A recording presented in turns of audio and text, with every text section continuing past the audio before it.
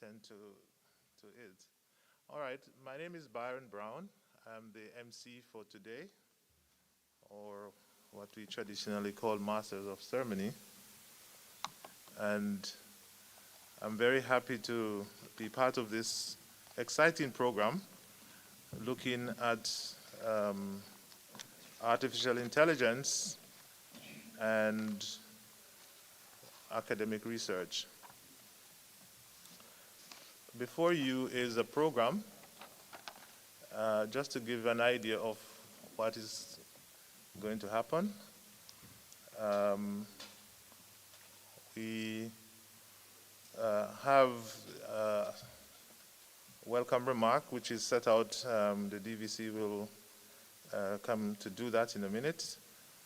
And then the purpose, and later on we'll have the keynote address, which will be presented by Sydney Mbrecha, which is on the virtual platform. I'm hoping he's hearing us. Follow that, we'll have a discussion, and then a roundtable presentation with fellow academics before we round it off with further questions, and then look at the university position on AI in relation to research, and a vote of thanks. So that is the structure of the program, and we are looking forward to your participation.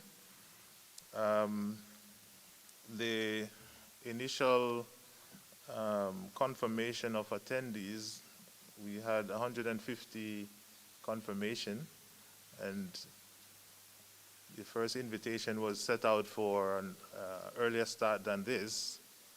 And as you see now, we started a little bit late because of some other activities that we had to adjust to comply with. So I understand some of the attendees came earlier on in the morning for the 9 o'clock start, and then they found no one here. So I'm hoping that as we start off, others will join us on the way.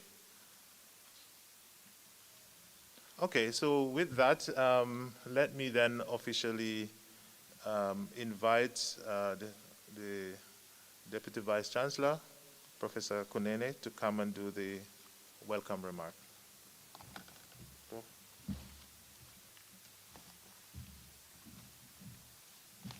Thank you. Greetings to everybody, colleagues, and to our postgraduate students. Welcome to the seminar on use of artificial intelligence in research.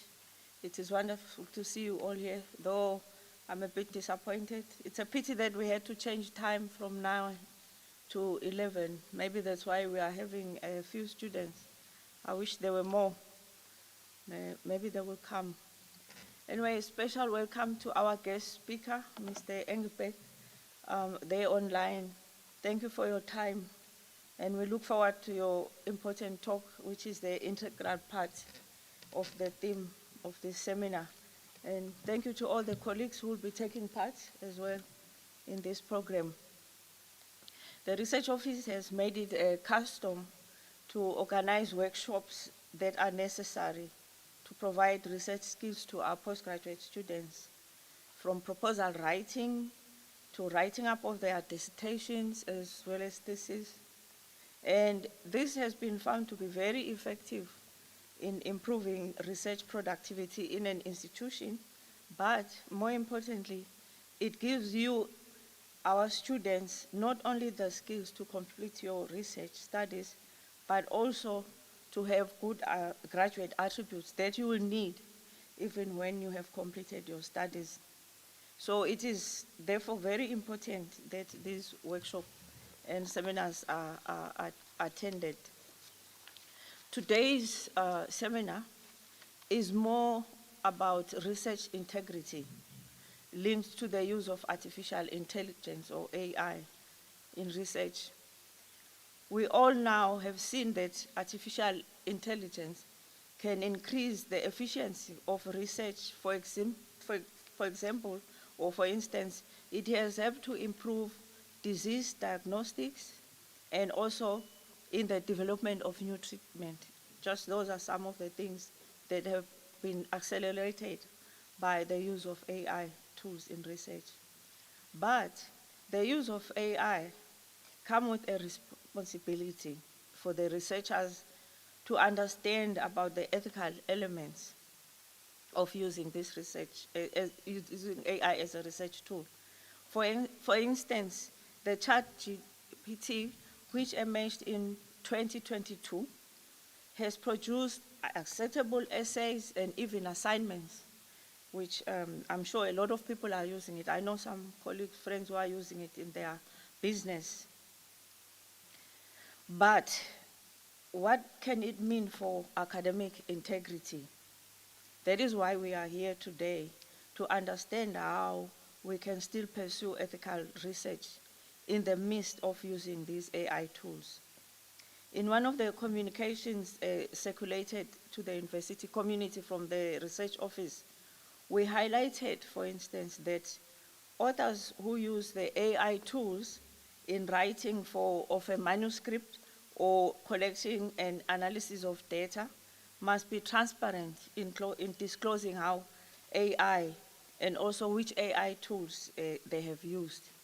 So this seminar is a follow-up to understand what was meant in that circulation. There were many other aspects that were included there.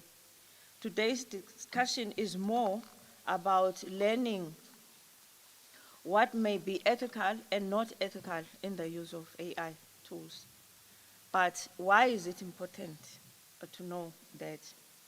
I've got here some few reasons why we care about the integrity of research. Research integrity is basis for researchers to trust each other and also have good research record. It also the basis of societies or the community at large trust in research evidence as well as expertise. The opposite, which is research misconduct, is a crime and can damage reputations as well as careers. It not only has a bad reflection to the researcher, but also to the institution where the research is taking place. Moreover, it also is a waste of public funds in research, and it's very costly to reverse.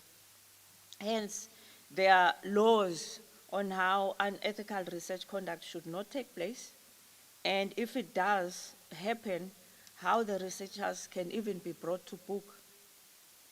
We all need to understand these important aspects. I'm not a guru for the AI, so I'm also will be listening. So let's just all open our ears and mind so that we can really gain from these seminars. So ladies and gentlemen, welcome and let us enjoy the seminar. Thank you.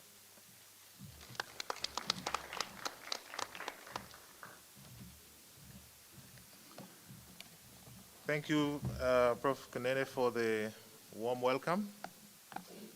And of course, you get a sense of the emphasis of this seminar, research integrity, and how we fit AI in the mix of our research practice.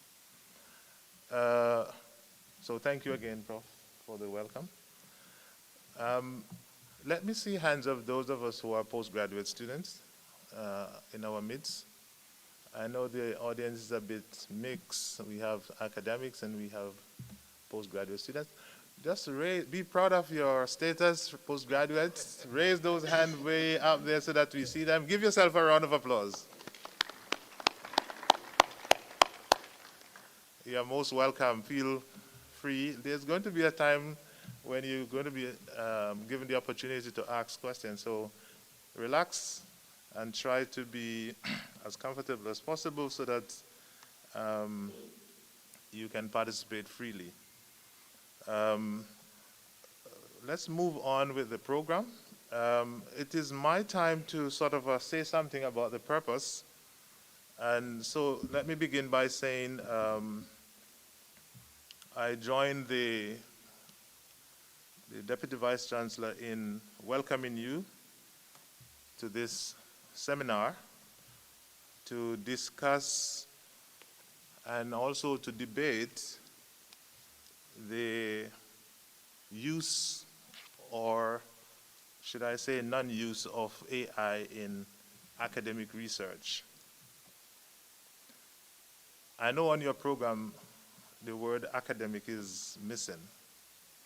So I'm quite deliberate in the use of the phrase academic research because I'm quite aware of the loose way in which the word research is often used.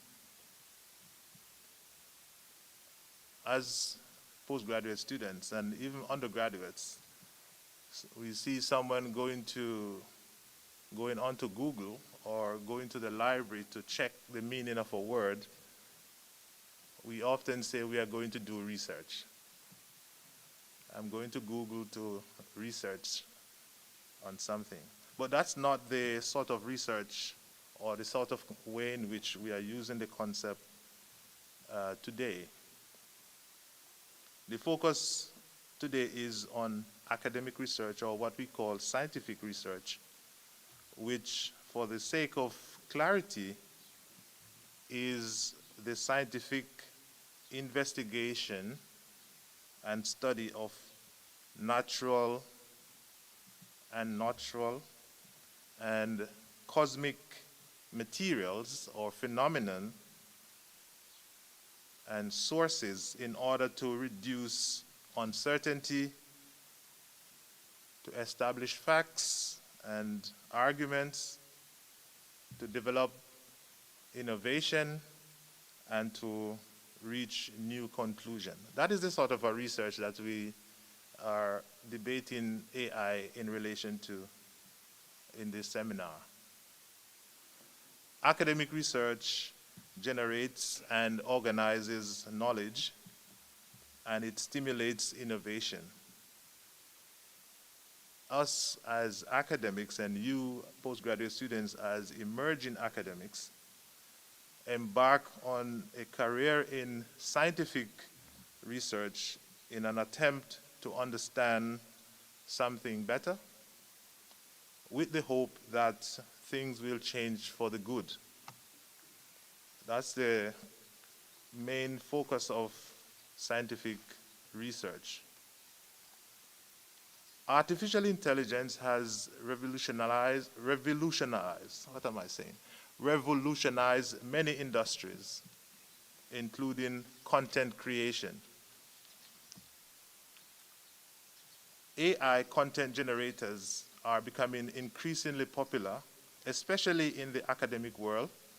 Universities globally are talking about technology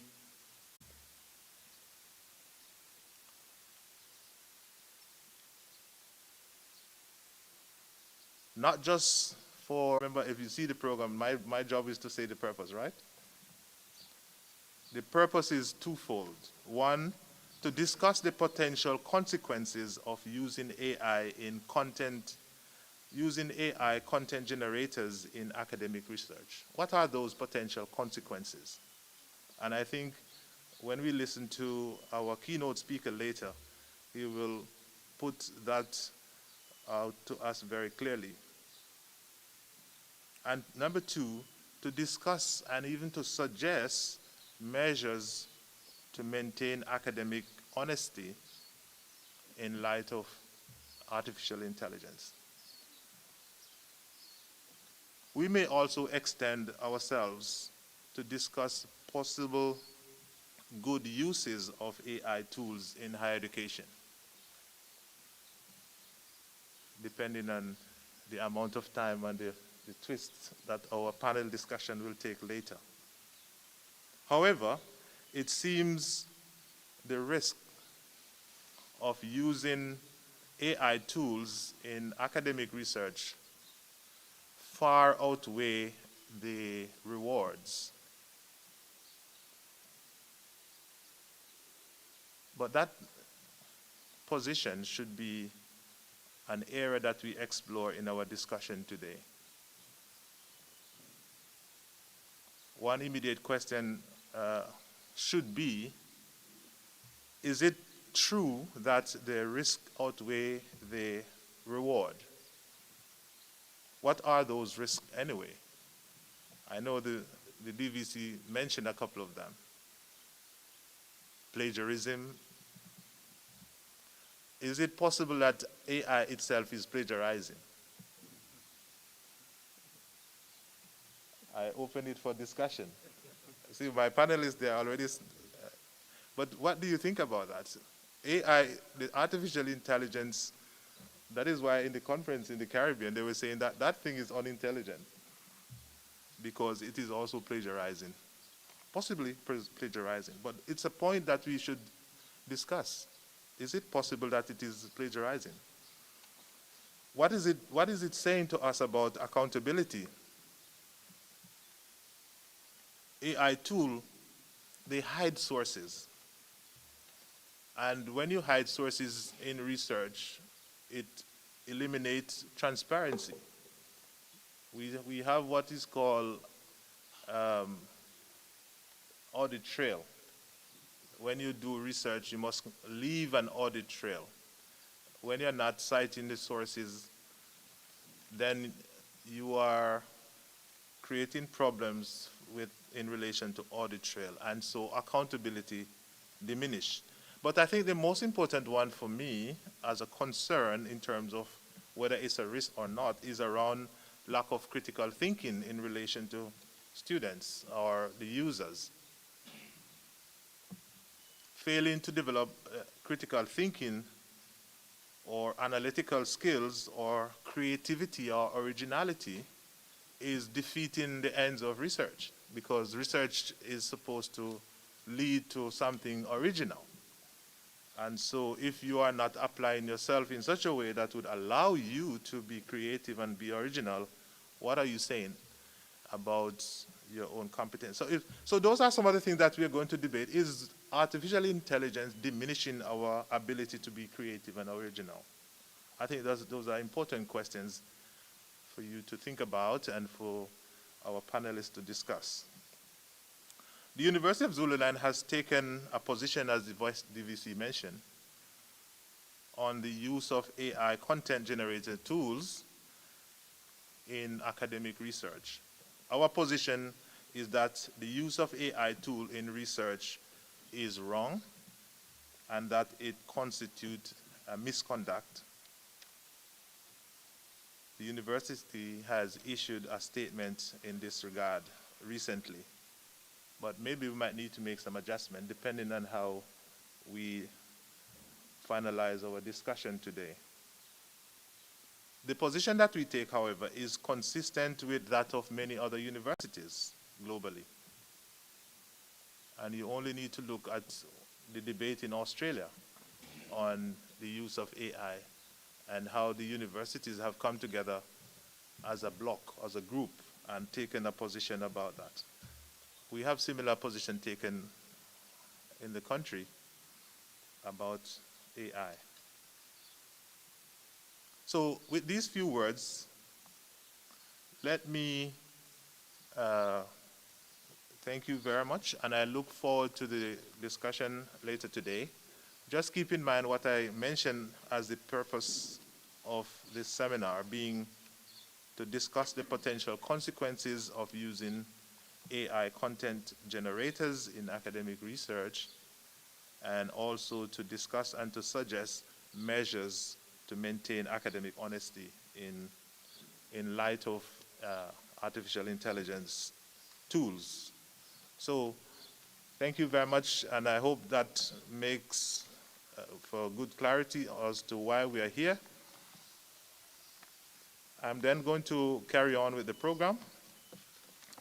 Since I am the MC and I'm also doing a piece, let me carry on with the program then by inviting Sianda to come to introduce our keynote speaker.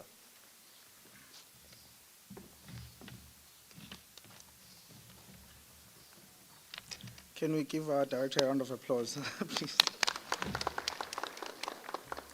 Thank you very much, Program Director. And also thank you to the DVC for welcoming and opening this event. My task is very simple and straightforward. It's just to introduce our speaker, our keynote speaker. Sydney Ehrenberg holds a senior research compliance specialist position at the King Abdullah University of Science and Technology in the Kingdom of Saudi Arabia. Sydney has been working in the research administration and management for more than a decade, specifically focusing on the research ethics, integrity, and compliance. He's a seasoned researcher, ethics administrator in human, biomedical, and clinical research, animal and biosafety, and research integrity. Throughout his career, he has offered research training and advice on those subjects at various universities and research ethics committees in Southern African development communities known as SADC countries and beyond. He was the principal investigator for a project gauging the need of research ethics training in the Southern countries, which was later commissioned by the Southern African Research Innovation Management Association, which is SARIMA. In 2019, he obtained a professional recognition as a research management professional accredited by the International Professional Recognition Council. Sydney is the recipient of the award for distinguished contribution to the research management profession from the South African Department of Science and Innovation and SARIMA. In 2020, he co-led research ethics guidelines and a toolkit for access of and benefit of sharing the context of Nagoya Protocol for SADC regions. He authored 2 chapters in the student notebook on the jurisprudence for laboratory animal technologists. Sydney obtained a law and philosophy applied bioethics qualification from the Stellenbosch University and compliance management and copyright from the University of Cape Town in South Africa. Without further ado, I'd like to welcome our guest speaker, Mr. Sydney. The floor is yours. Thank you very much. Good morning. Oh, yeah.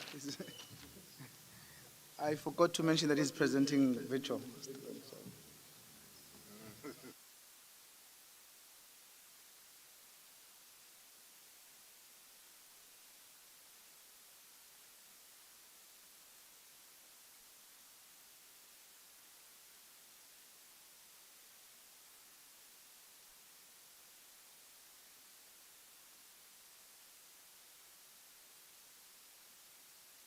Research integrity in higher education. Thank you for the invitation, and thank you to DVC Kunene for setting the scene and for those welcome comments. So just to give you an overview of my topic.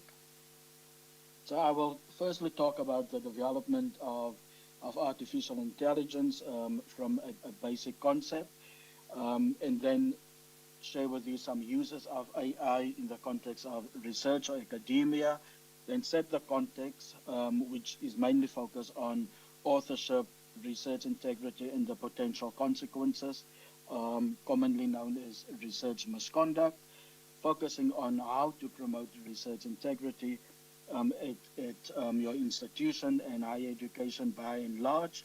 And then lastly, close with my closing comments and then some reflections.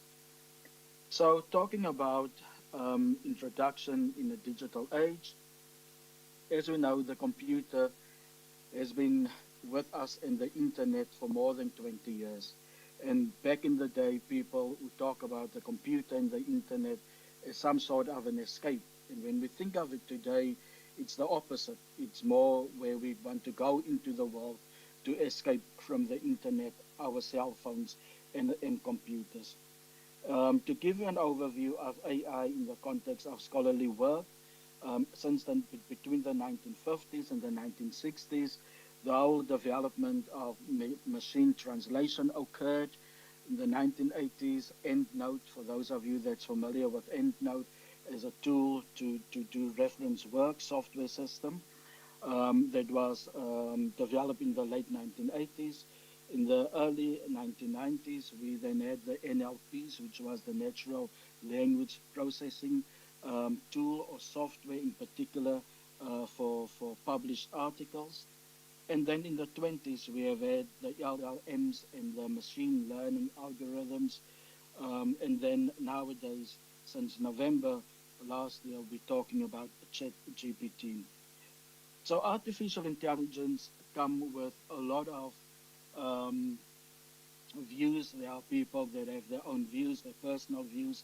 Our MC this morning put out his view, and he clearly said, is it something that we accept or is it something that we don't accept? So there are many views when we talk about artificial intelligence, in particular in the context that we work in, which is higher education. And so artificial intelligence is not a new wave of technology. In fact, it's called a tsunami that threatens to flood us if we are not mindful. And I think this is a beautiful statement that encapsulates the potential impact or influence of artificial intelligence and technology by and large, not just in the academic space, but also in our personal space.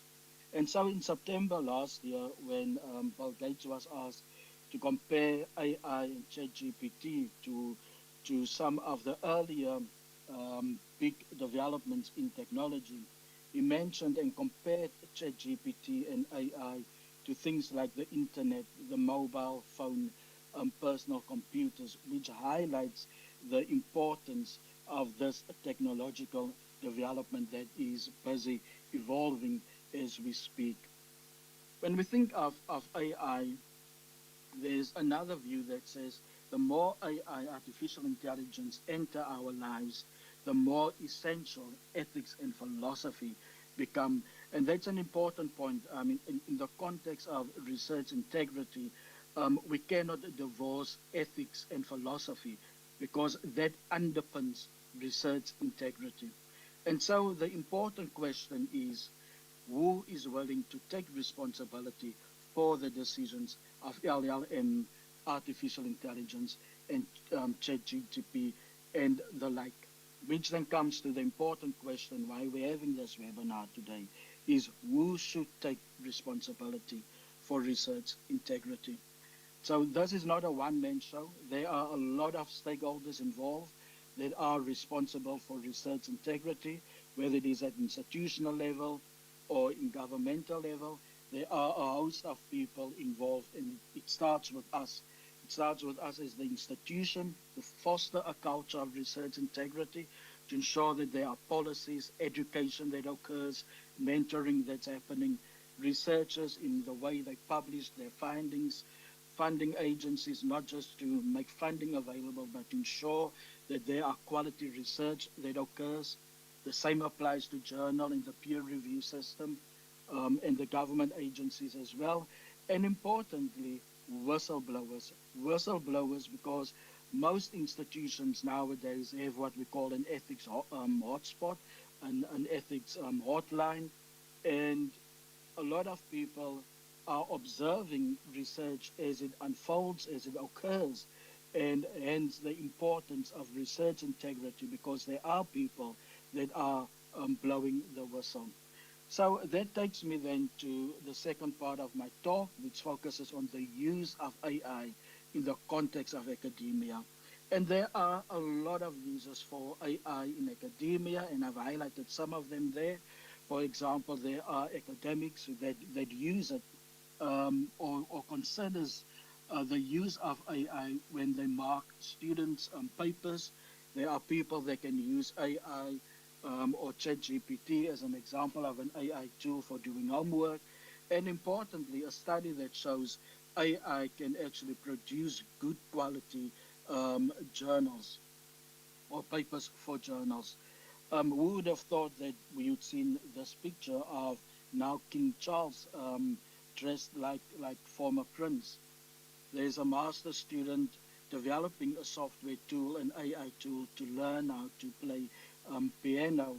And then finally and importantly, the use of AI and ChatGPT and the like in the context of healthcare and medical research. And colleagues, this is but a few examples, and I've limited the examples to academia and higher education. But as these users evolve, as we heard the DVC talking about AI being used in business context, there's a need for governance, there's a need for regulations, there's a need to ensure that AI, as it is applied, is well governed.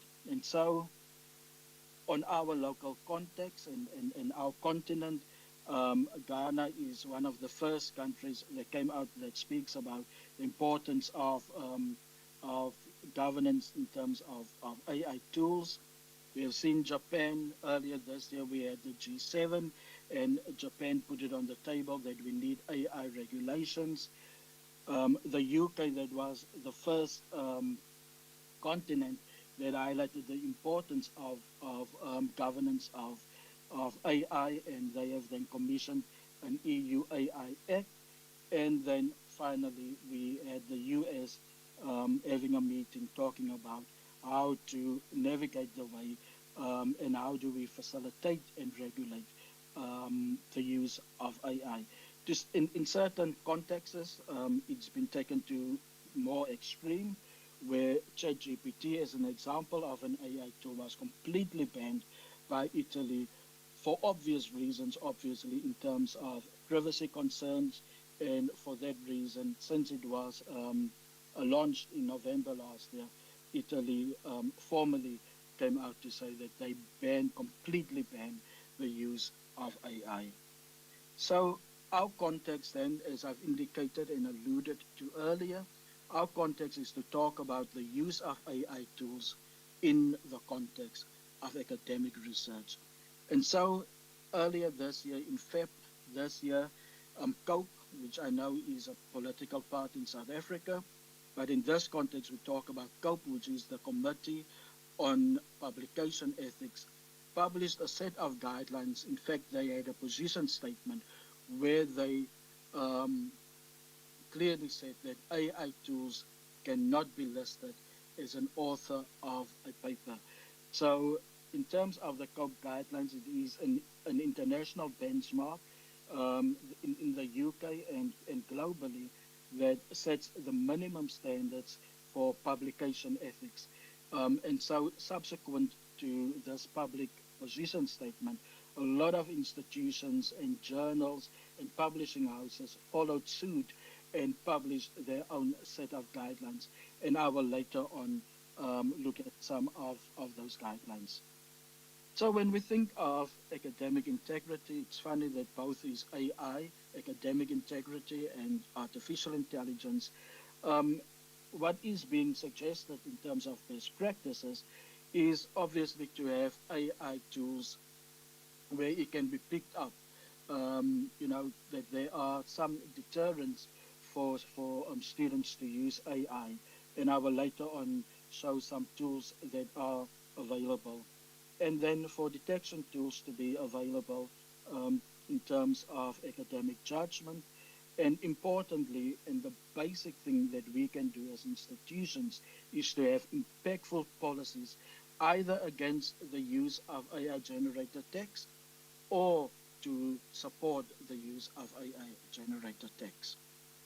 So, as I've indicated earlier, I would like to spend some time on authorship because that is where most of academic integrity and research integrity occurs. And so earlier this year, Elsevier Publishing House published in the Journal of Nursing Education in Practice, accepted a paper for the first time, accepted a paper in Jan where ChatGPT was listed as a co-author. And as we have with any publication, we list the co-authors and we also list the corresponding author. And as you can see in this instance, ChatGPT is also listed as a corresponding author with its affiliation. So just be mindful of the dates. This occurred in Jan early this year. And then in March, um, Elsevier as a publishing house, decided that they will not allow ChatGPT. In fact, they said it was a mistake to have allowed ChatGPT to accredit ChatGPT with authorship status. And so that paper was then retracted. As I've indicated earlier, we have the position statement, which clearly states that AI tools cannot be listed as an author on a paper. Just to remind you that this statement was published on the 13th of Feb this year. And as you can see, the timeline in Jan, we had a publication accepting ChatGPT as a co-author. In Feb, we have COPE coming out with a position statement. And then in March, we had that retraction or correction that occurred. So what the COPE statement says, and as our DVC earlier said, most institutions hold this view that AI tools cannot be listed as an author simply because it does not meet the basic or minimum requirements of authorship. But if it is used in the research process, in the ecosystem of research, it must be disclosed that AI tools or a similar tool has been used for data collection or for other purposes. And so it is important to note when we talk about responsibilities, it is the responsibility of the author, not the journal, the author, to ensure that what is reflected in the paper, that the content, that those parts where AI tools were used, that the author is liable for any violation of publication ethics. And this has become, I think, the basic and the minimum standard that most institutions apply when we talk about publication ethics, authorship, and research integrity. And so there are many publications, Nature and Science, that published these comments where it says ChatGPT is fun, but it cannot be an author. And tools like ChatGPT threaten transparent science. And these are some examples of the views that people hold. And the same goes to say that ChatGPT cannot be credited as an author based on some of the largest academic publishers like Elsevier, Wiley, Science, and Nature. So that then takes us to my situation at my institution at Coast and what have we done subsequent to the publication of the COPE statement. Firstly, we have published guidelines. um, End of Feb, we've published guidelines on publication ethics and authorship, which has a clear section on the use of AI, which is quite aligned with what the COPE statement tells us.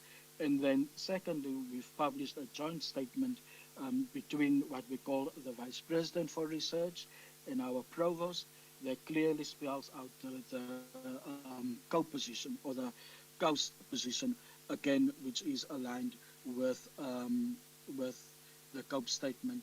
And funny enough, the joint statement was created by ChatGPT. And so we give its credits to ChatGPT. Then move on to the second last portion of my talk, which is now focusing on how do we go about to promote research integrity. So before I start with that, let's first look at the four basic principles in the Singapore statement. Now, the Singapore statement is nothing new. It's nothing new. It dates back to 2010, where the World Conference published these four basic principles, which says honesty in all aspects of research, accountability in the conduct of the research, professional courtesy and fairness in working with others, and good stewardship in research on behalf of others. And this is the minimum standard and basic principles when we talk about research integrity. So now let's look at four potential ways that we as institutions and that we ask our senior leadership to follow when it comes to promoting research integrity at an institutional level. There are four ways: education, policy development, policy enforcement, and leadership. Now, these four principles or pillars work together to build an ethical culture within an institution where there is a climate of which people are appreciated, where there's a value and mutual respect for ethical standards. Now, the first one being education, which includes formal training, seminars, courses, webinars like these, that's focused on a lot of topics related to research ethics. For example, the use of AI, publication ethics, authorship, um, ethical decision making. And then also education is important because out of the education comes awareness of the ethical issues and the concerns within the context of AI and other ethical concepts, but it fosters positive attitudes towards research ethics and it improves ethical decision making. Policies is important. Policies, as we know, those are the basic collection of what our procedures are, what our governance are within an institution. But policy development involves the drafting and the publishing of guidelines in terms of what is ethical and acceptable conduct. And there are a number of policies that we have. Um, Policies on AI in research, conflict of interest, research misconduct, human participation, authorship, data management, and that is just about a few that I mentioned then. And UNESCO actually highlighted an important point. The Assistant DG for Social and Human Sciences highlighted an important point that ethics of AI affects everybody. We cannot just talk about values and these principles, as I've mentioned. We need effective policy reform urgently. And that's important because that is the basic that we can do as institutions is to have policies and guidelines available to enable ethical research to occur. So policy enforcement, also known as research compliance, is an important aspect because if we have policies and guidelines and it's just there on a web page and we don't enforce it, then what is the point of having those policies? And so enforcement includes procedures for reporting, investigating, and adjudicating violations of research. And although these are the best way to promote research integrity, it's also a way to prevent unethical behavior. And then finally, leadership. Leadership is so important when we have our DVCs and our vice chancellors that really walks the walk and they talk the talk. It sets the scene, it sets the attitude, it sets the atmosphere at our institution when we talk about ethics and integrity. So institutional leaders should demonstrate their commitment to ethics through their words and their deeds. Leaders should set an example of ethical conduct for others to follow and allocate institutional resources to ethics initiatives. Leaders can participate in those initiatives, like we have today, the DVC that is here at this particular event. While ethical leadership can inspire to act with integrity, the opposite is also true that unethical leadership can lead to corruption. And so when we talk about virtues, a virtue based approach is much better account when we talk about promoting research integrity from a leadership perspective. And leadership can be best understood in a way where we as the people see our virtues are being demonstrated by our leadership. And then leadership inspire others to follow their example when we see the values and the honesty, the resoluteness, the fairness that they possess. And obviously, leadership can emphasize the importance of these ethical principles in how it's being communicated. And then finally, they can also explain why it is important to students and academics to comply with institutional and other legal requirements. So then I would just want to highlight again in terms of promoting a culture of research integrity. Most importantly, develop and or adopt existing and clear specific codes, guidelines, or policies, as I've just mentioned. Communicate clearly those codes and those guidelines. Promote the support in form of dedicated human resources, having an ethics office, having ethics committees, having a dedicated research integrity officer, and then finally promote a culture of collective openness. And then I want to mention this quote that I find so useful when we talk about a culture of research, that research culture is defined by the worst behavior that we prepared to tolerate. And so, as I've said with the leadership, the example that they set, if we tolerate a particular behavior, that speaks to our research culture. And then we may ask the question, but why does research integrity matters? Why is it important? Why should we care about it? And there are 7 factors or 7 reasons why it's so important.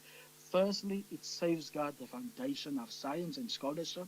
And our MC alluded to this uh, when he said the purpose for this webinar. It maintains public confidence in research and research evidence. It underpins continued public investment in research. It protects the reputation not only of researchers, but as our DVC indicated, of our institution. It prevents adverse impact on the public. It promotes economic advancement. And importantly, it would be a waste of resources if we allow research to occur that is unethical, because that research becomes null and void and it has to be repeated. So finally, in terms of best practice, I want to end the session with these 2 quotes. It takes years to build up. It takes moments to destroy. And being myself as a research integrity officer, when we get complaints about allegations of research integrity or research misconduct. It could be a seasoned researcher with a lot of citations, a high H index, but it will take one complaint to destroy that whole career that the person built up. And lastly, if you think compliance is expensive, try non-compliance. And so with that, I close my session 5 on my slide deck, and then move on to session 6 and the final one, which is a reflection of being in this field of research integrity. And so I say there that research integrity is essential, it's a critical element of the overall research enterprise, without which it will fail. In terms of AI and AI detection, there are a lot of tools out there, as published in the editorial by Anderson et al. There's Turnitin, which is now 98% can detect AI text in a publication or in a manuscript or in a paper. There are many other tools, Authenticate, that our institutions can use and are using to support our researchers and our postgrad students when it comes to detecting AI, potential AI in papers. This is an important topic without a doubt when we talk about the use of AI in research and in academia. And there we can see 2 top universities that also banned the ChatGPT because of plagiarism fears. But obviously, with these tools, um, it doesn't have to be completely banned in academia. So AI tools, my view is AI tools don't have to be the enemy of teaching and learning. I support University Affairs that is making that statement. My colleague Ekaust, he says that the rise of artificial intelligence is inevitable but should not be feared. And he is labeled as the father of AI. And so I then leave you with this question: whether you see ChatGPT or AI in the academic world as a disruptive tool, or is it something that we can embrace? Thank you for this opportunity to share with you my thoughts. You have my contact details, and you are welcome to scan the barcode to download my contact information. Thank you.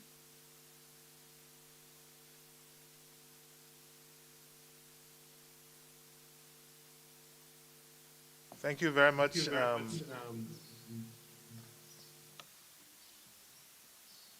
Thank you very much, Sydney, for that wonderful presentation. Let's give him a round of applause again. Quite a number of valuable points or insights were shared. A number of consequences pointed out. A number of measures to maintain honesty pointed out, and posing the question at the end about disruptive, or whether it is seen as disruptive or should we see it as something that we embrace.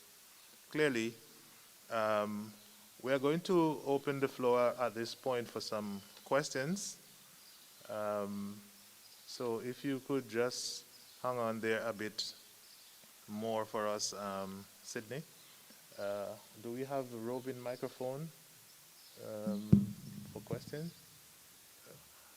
Okay, yes.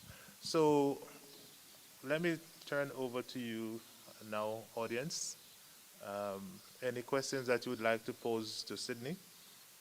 He talked about the history of AI, it not being new, and highlighted many things around the privacy, the issues around public ethics, and we see examples of papers being withdrawn from publication. Any questions from your side? Any concerns? All right, there are some hands that side. Just put your hand up. Yes. I think we have one mic, so we'll just take some turns. Sydney, just confirm that you can hear us.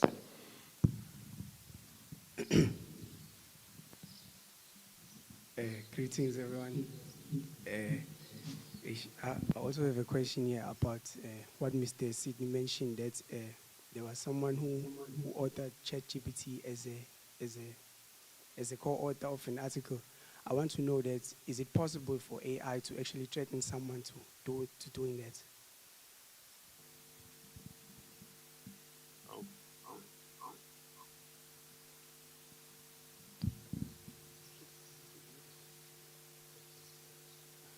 Sydney, did you hear that question? I get an echo. Could you please repeat the question?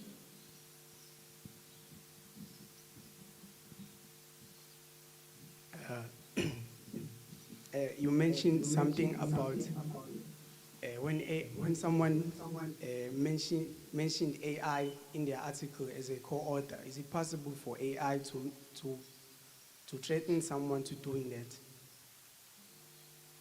To threaten. Yes, yes. That's right.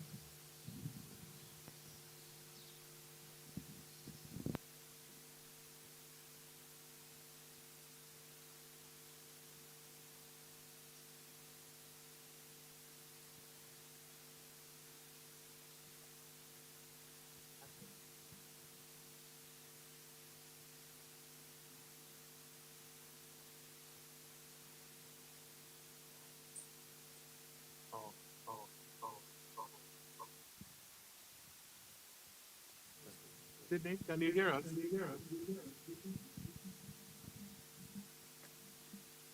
There's a lot of echo though. I'm not sure how we're going to manage the echo. Yes. But essentially what he's asking,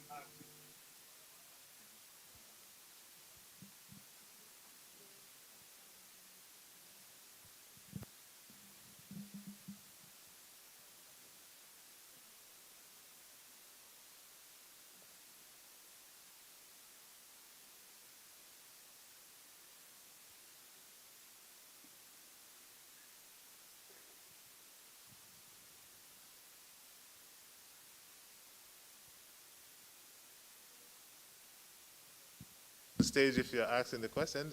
I hope you're comfortable with that, because we're trying to avoid the many mics. I think the echoing is as a result of that. But let's get the first one out first. Sydney, the question is around whether um, an article generated by ChatGPT can result in that tool forcing the human subject to put the name ChatGPT on the paper.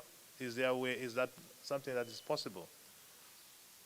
Now, I've worked on ChatGPT, and I think that's an important question. Is that we need to understand that ChatGPT is an AI tool which needs human interaction, and so when we think of publishing a paper or listing the ChatGPT as a co-author.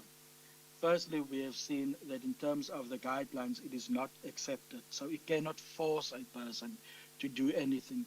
It's about honesty in disclosing the use of AI and to what extent AI was used in that paper in terms of contribution and in terms of whether it was used as a tool for analysis. So we cannot force anyone to do something.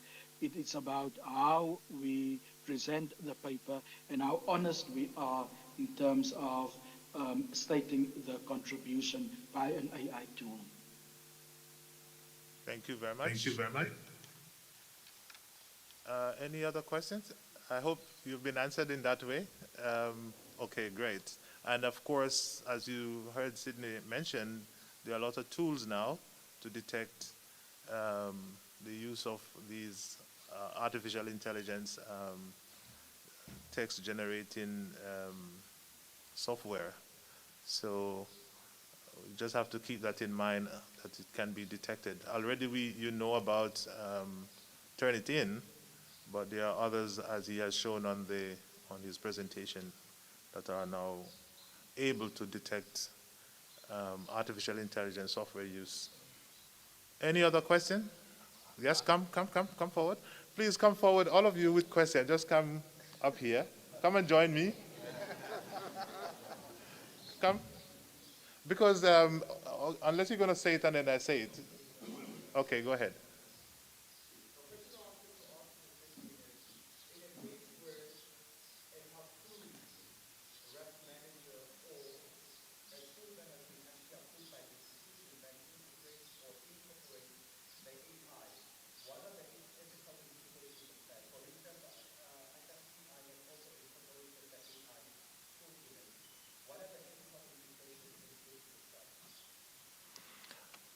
All right, Sydney.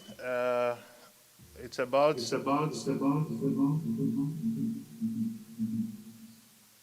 the ethical implication of incorporating certain the chat GPT and artificial intelligence in some of the software that we use on a regular basis, whether there are ethical implication in that. And I think he gave example of Atlas, but he's also inside of Turnitin as well. Turnitin has incorporated that detection capability. Has not.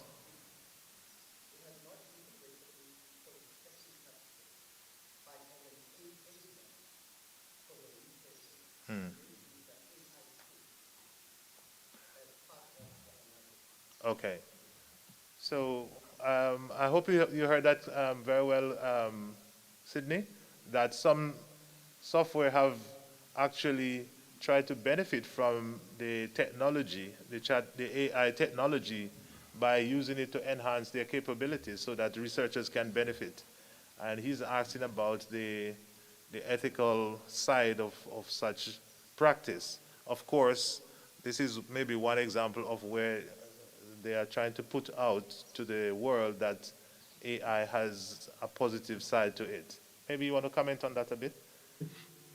Yes, I mean that's so important that we acknowledge the benefit of using AI tools to further develop existing software and systems We've seen it in the healthcare system at my institution. We've seen it in desalination of water. We've seen it in agriculture.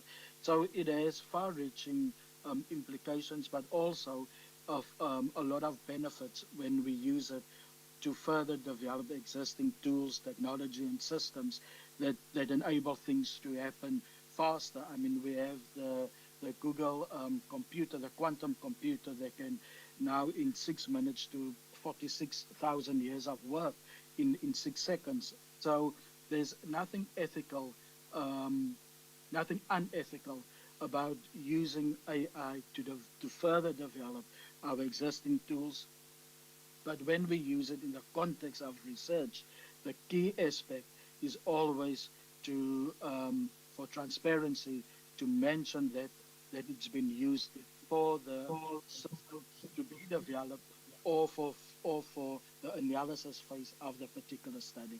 It's all about being transparent in disclosing the use thereof.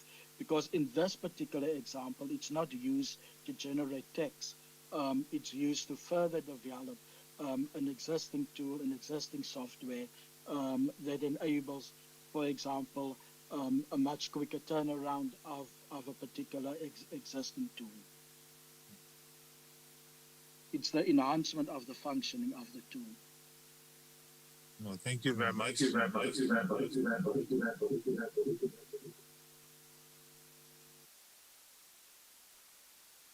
To differentiate between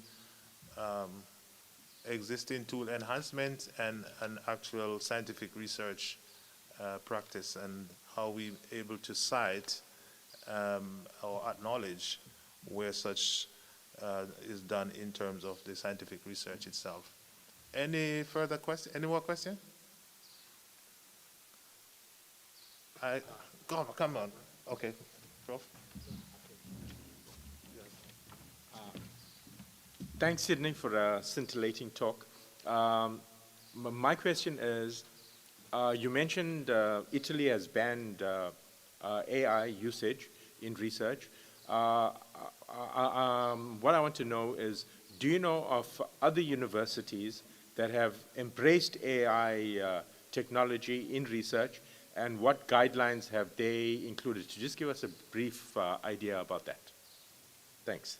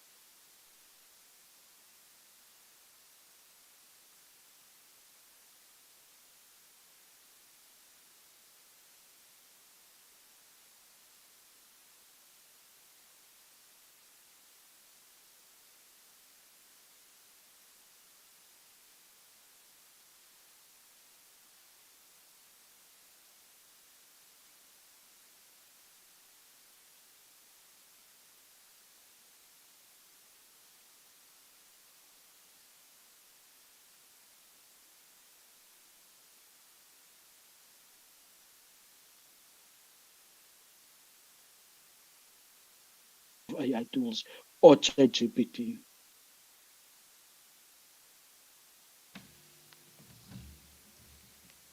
All right. Thank you very much. Any fun? No fun. Come with a question.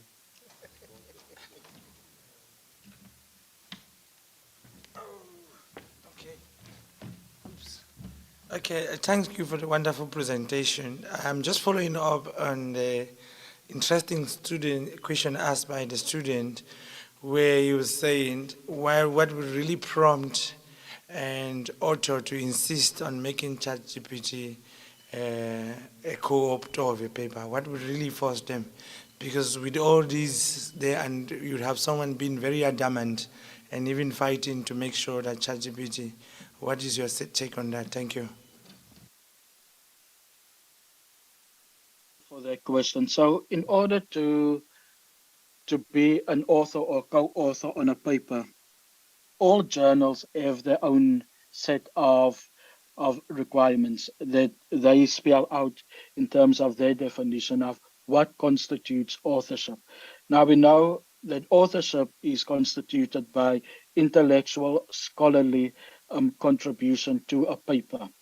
And so if we think of ChatGPT or any AI tool, and you measure the contribution in terms of quantity or in terms of quality, that will determine whether AI tools can be listed as a co-author if they meet the definition of authorship and they have contributed significantly, scholarly, intellectually to a paper.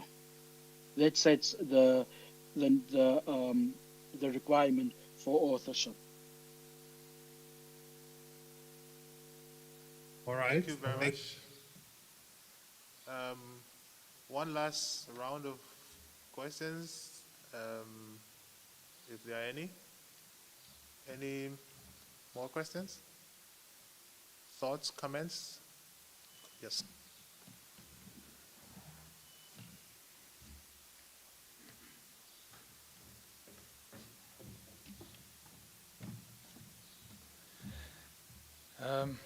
Okay, so we made the distinction between AI enhancing existing tools and an AI tool being used on its own, like, for instance, ChatGPT to generate text. However, in most of the tools we currently use, AI will be integrated. Microsoft has already said that they're going to integrate it into all of their Office packages. Now, obviously, as the researcher using, say, Word as your word processing program to write your article, your research report, whatever, it will become your responsibility to know, okay, there's AI in here and it assisted me in this way. I don't think everyone will be able to do that eventually. Another thing that's connected to that is existing language editing tools, like, Grammarly, Quillbot. Well, Quillbot now has the AI, etc. We've never before, or even Word's own editing, corrections, language correction tool or whatever.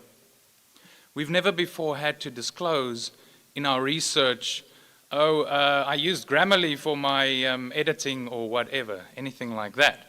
Now, this is the new age of tools, right? Pretty soon these are going to be the tools. So making the distinction between one tool being enhanced by AI and an AI tool on its own is going to be pointless eventually, because they're all going to be essentially AI tools.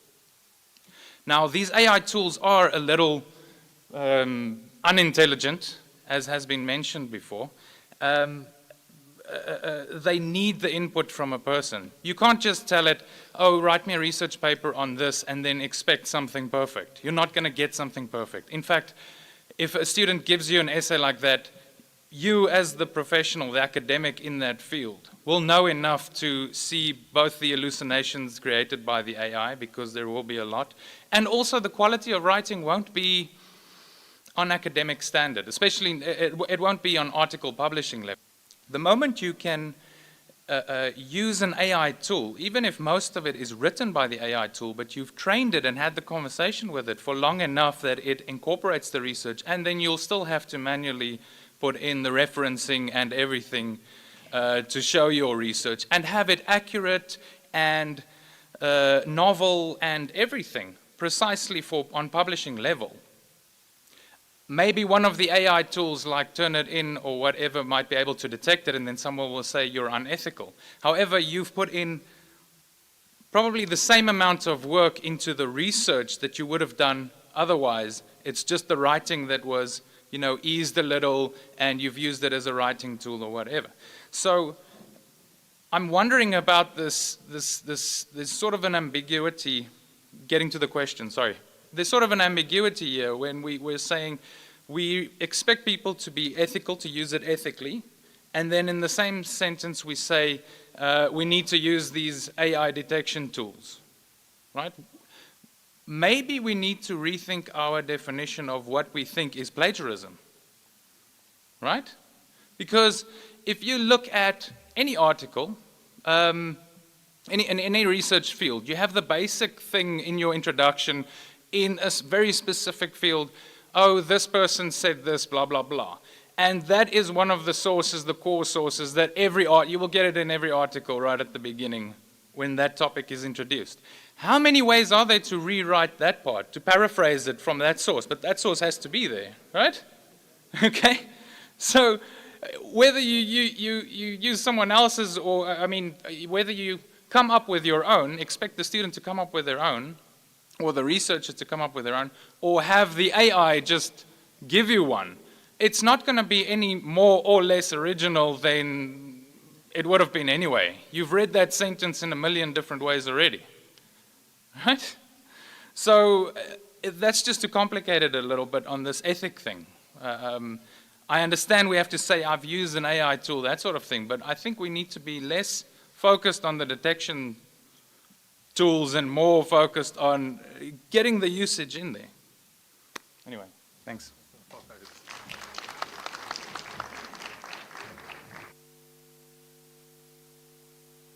Sydney, your reflection on that?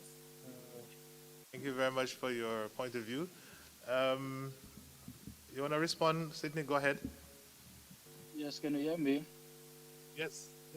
Yeah, I mean, if we look at the definition of what is research, it's about adding to the body of knowledge. And if we take tools like AI tools, and the idea is that we should not present information as though it is our own. Like our colleague said, perhaps it is time that we look at the definition of plagiarism. But when we look at what is called the three sins of science, plagiarism, falsification, and fabrication, that is what's happening when we use AI tools and we use it in an unethical way, and there's no responsible person or accountability. We lose accountability when we allow tools to generate text. What about the learning for the student if we just accept text as it is? And as our colleague pointed out, some of the text, I've seen text by ChatGPT. An academic would pick up on it. It's like one of my colleagues said that ChatGPT is for lazy people to look intelligent. Because when you look at first sight, when you look at the text that's being generated by ChatGPT, it looks like a good piece of information. But you as the expert, the scientist who understands the science behind the text, would know that that information is not at the level of academic writing. And so it's not about saying that eventually all tools will be overtaken by artificial intelligence. It's how we go about to uphold academic freedom, to uphold academic quality in terms of what we produce. Thank you.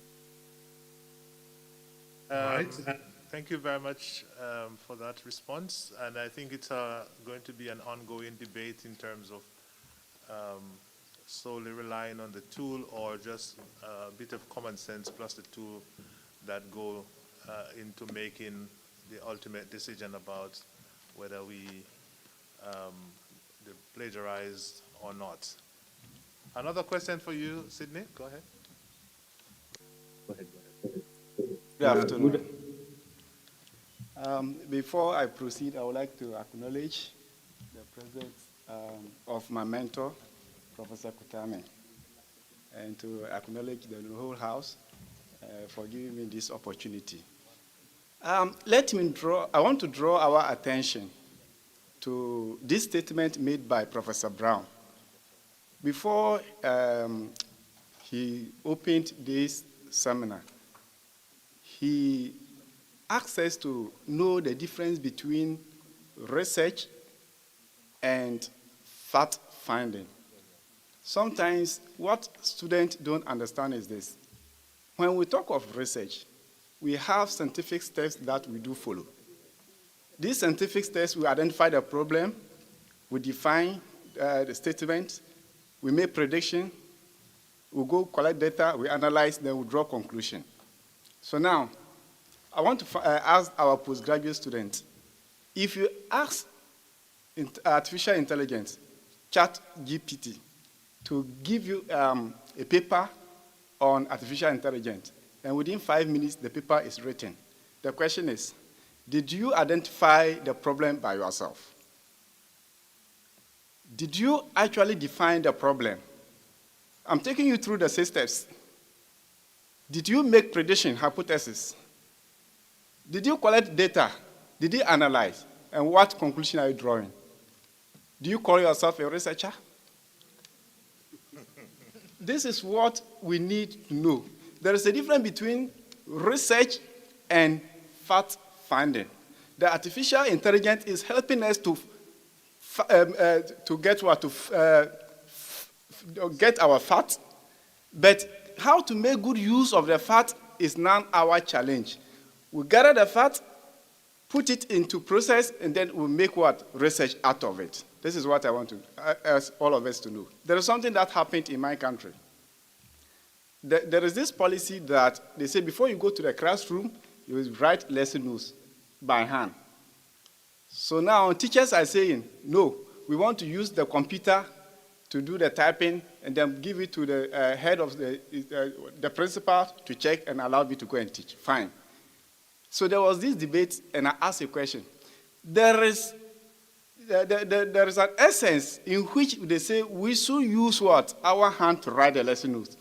Apart from giving you the identity, there is also another thing. It's also help you as you are writing. The brain exercise is also there. Then I ask a question. Why is it that when you are writing a paycheck, you don't use computer to write a paycheck? You rather use your hand to sign. So, there is reason for doing everything. So if you don't know, you need to find out to get the reason right. We don't just do everything by using artificial intelligence. Thank you.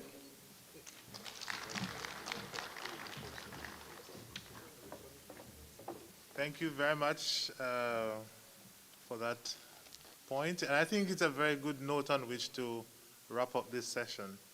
And also to thank Sydney for his wonderful presentation and engagement after the presentation.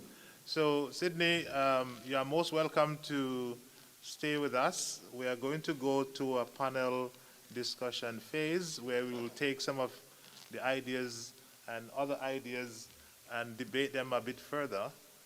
So you are most welcome to stay on, stay to the end, or you are free to log out and we'll connect again in the future. It's up to you. But colleagues, can we give Sydney another round of applause?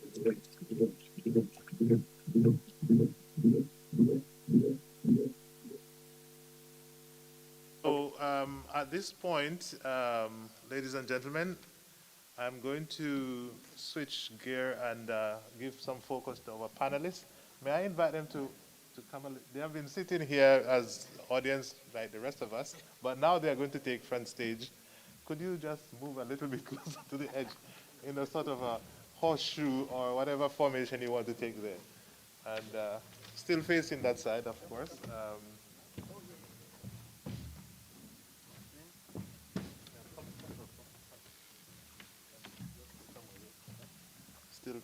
I want you to move from behind this podium.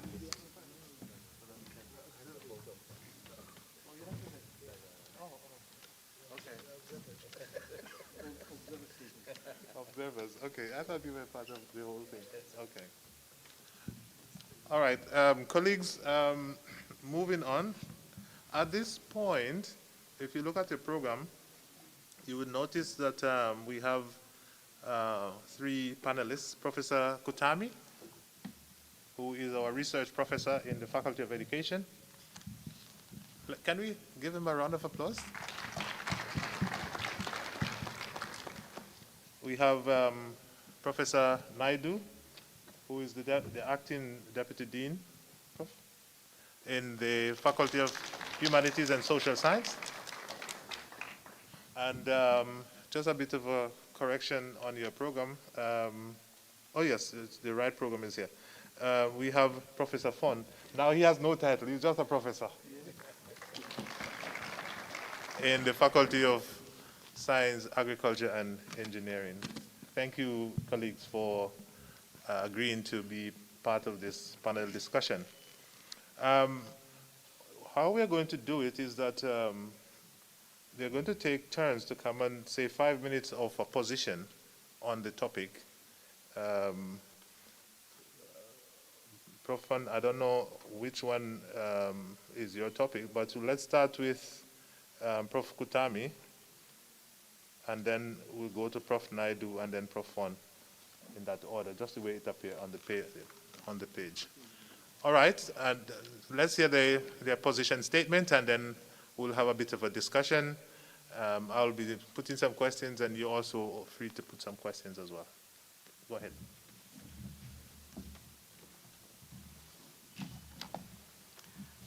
Thank you very much, Chairperson, Program Director, thank you.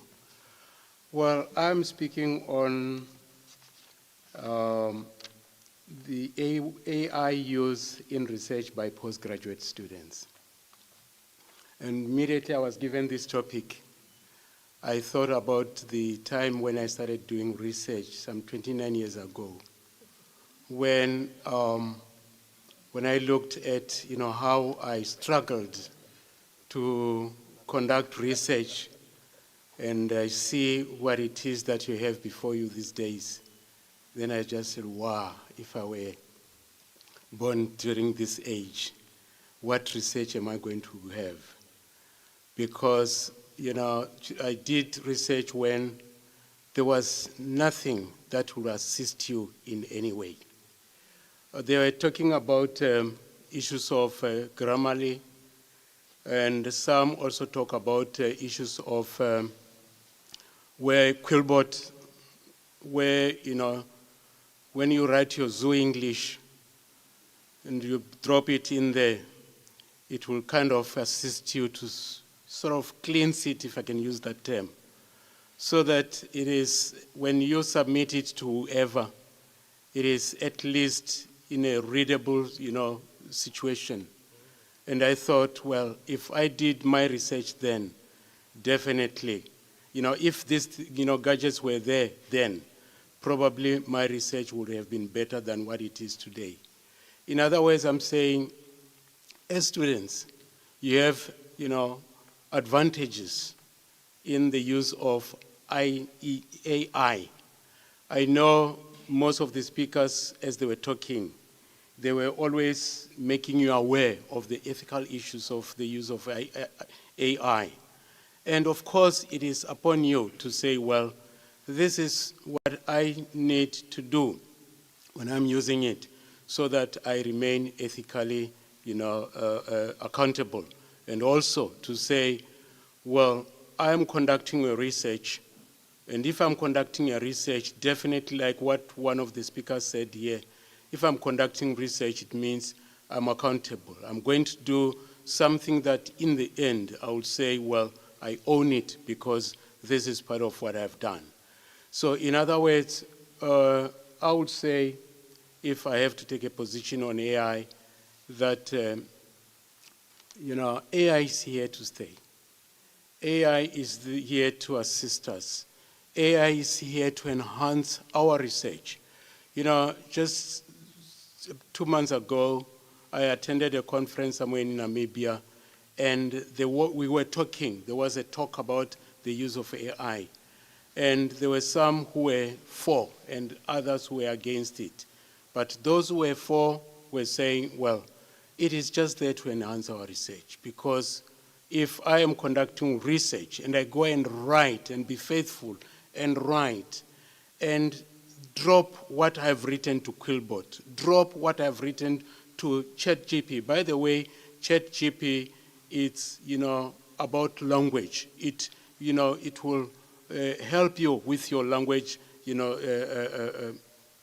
analysis. Just to say, if you drop it there and you want it to assist you with your language correction, maybe you have written your Ve English, your Zoo English, it will assist you.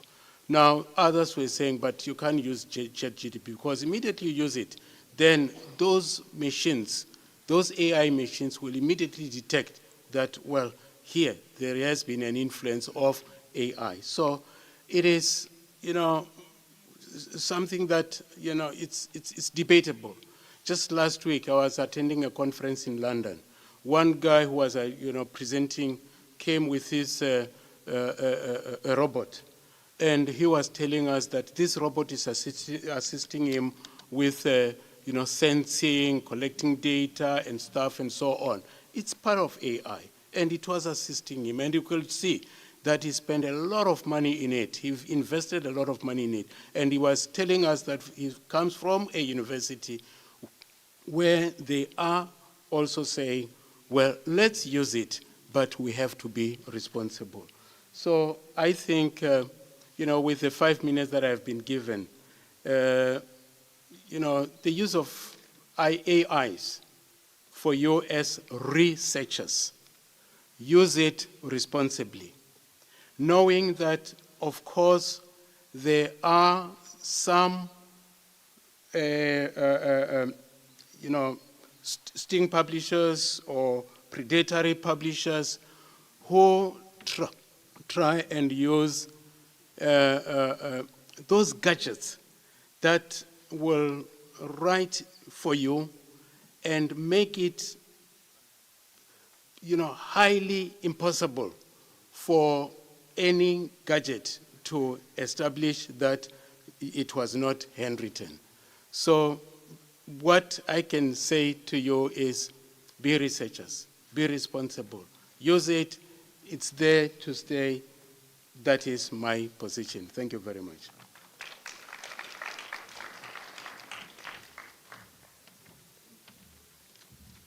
Thank you very much, Speaker 1, Prof. Kutami, emphasizing responsible use. Let's go to, we'll take all the speakers, okay?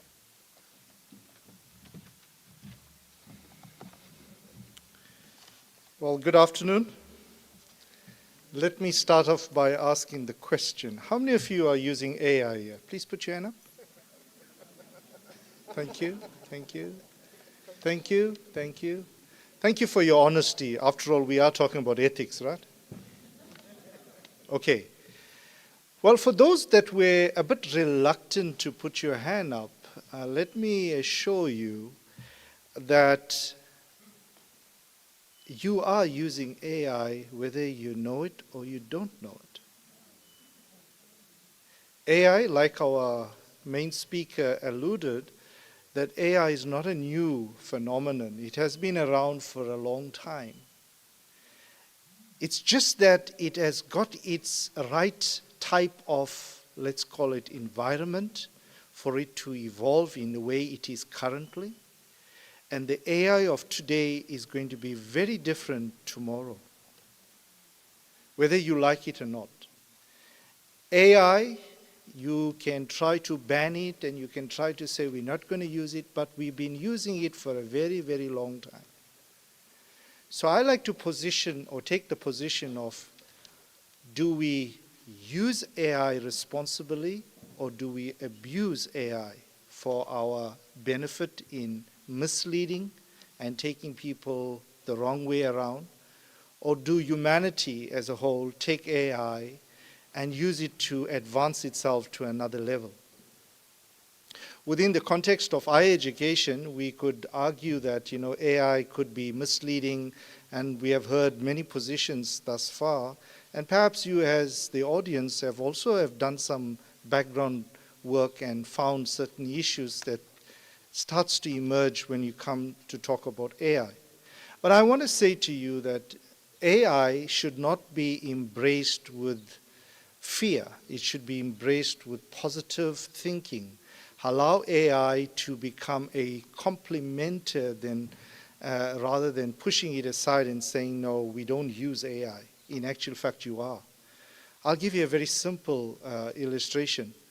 When you go to Microsoft, like one of our speakers alluded just when he came up here, and you type in, let's say, Microsoft PowerPoint, you take a blank slide and you just type in a keyword and it immediately generates for you possible themes and backgrounds that you could use to enhance your presentation. That's AI. And we often hear people using terms like, let's Photoshop it. Let's Photoshop. So I want to look like as if I was in Paris. And so I want to place myself at a very strategic place that everybody knows as an iconic place. And so I will Photoshop myself in it. That's AI, if you didn't know. So AI has been around for a long time. And like I said just earlier, it waited for the right environment, the right opportune time for it to be what it is today. And we are all suddenly getting up and smelling the coffee. AI has the right speed at this point in time for it to operate in the way it's operating. And like we have heard that, a paper can be generated in 5 minutes on any topic. So is a recipe for chocolate cake. But ChatGPT can't make the chocolate cake. You have to make the chocolate cake. So whilst we see artificial intelligence and then versus human intelligence, we need to also understand that both artificial intelligence and human intelligence should be complementing one another. It should be used to enhance things that we want to achieve going forward. Like in anything, there's always a use and abuse. And I often like to give a very simple example, is that when we go to the grocery store, we often get our groceries packed in a carrier packet or a shopping bag. And it's such a useful technology because, we can carry our groceries to our vehicle. And it helps us so that we don't have to carry a whole lot of stuff in our hand and look clumsy in it. But that same very technology that helps us to carry our groceries can be used in a different way, and it can be abused. And I can use that to suffocate a person and commit murder. So to cut my long story short, I was told I had 10 minutes, then they reduced me to 5 minutes, and it's okay. But I think what I'm saying to you is that let us not abuse AI. Let us use AI responsibly to enhance concepts and to be able to express and to use it as a language perspective of correcting our language. Like most AI tools, chatbots are incorporating, like, for example, Grammarly. And that just makes us look better. But the thought, the originating of thoughts and ideas and knowledges should come from the brain, the thinking power that God has graced us with. So that when we start to use these tools, it should complement but not complicate, or should not be passed off as if we have done it. Then that is fraud. But when we use AI responsibly and look at the benefits of how it can enhance higher education in terms of administration, it's really going to take away a whole lot of time and streamline certain processes so that we as people can benefit from.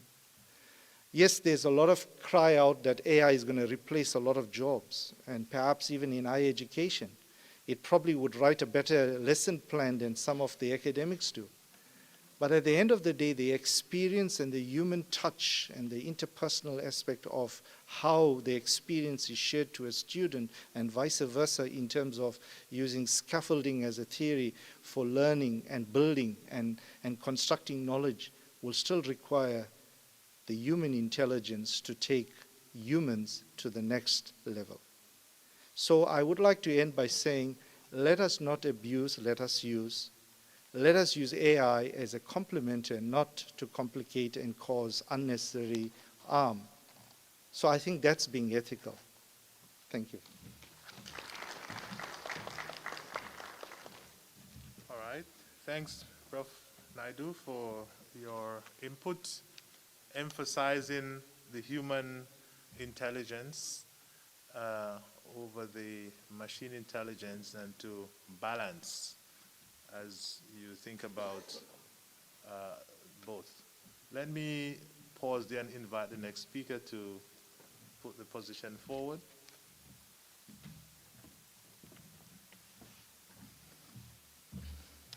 Good day, colleagues and fellow students. I'd like to extend my greetings once more to you all. My position is very strong. AI is here to stay.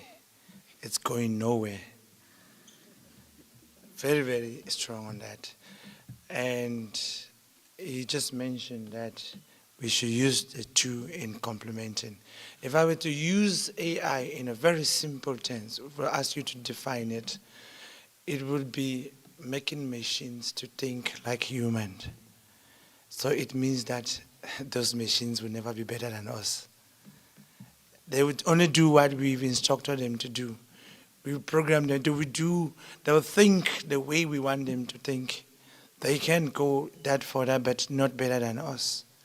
But however, due to the limitations that sometimes we have, we were not able to process a huge amount of data that they can put together. But I can tell you that if they give you all the time, it's going to take time, but you process it and think better. And like one of my colleagues, or some of them have been, and the speaker highlighting here, we've all been using AI for really ages. I can tell you the very first time I came face to face with AI that blew my mind was I went to Belgium. I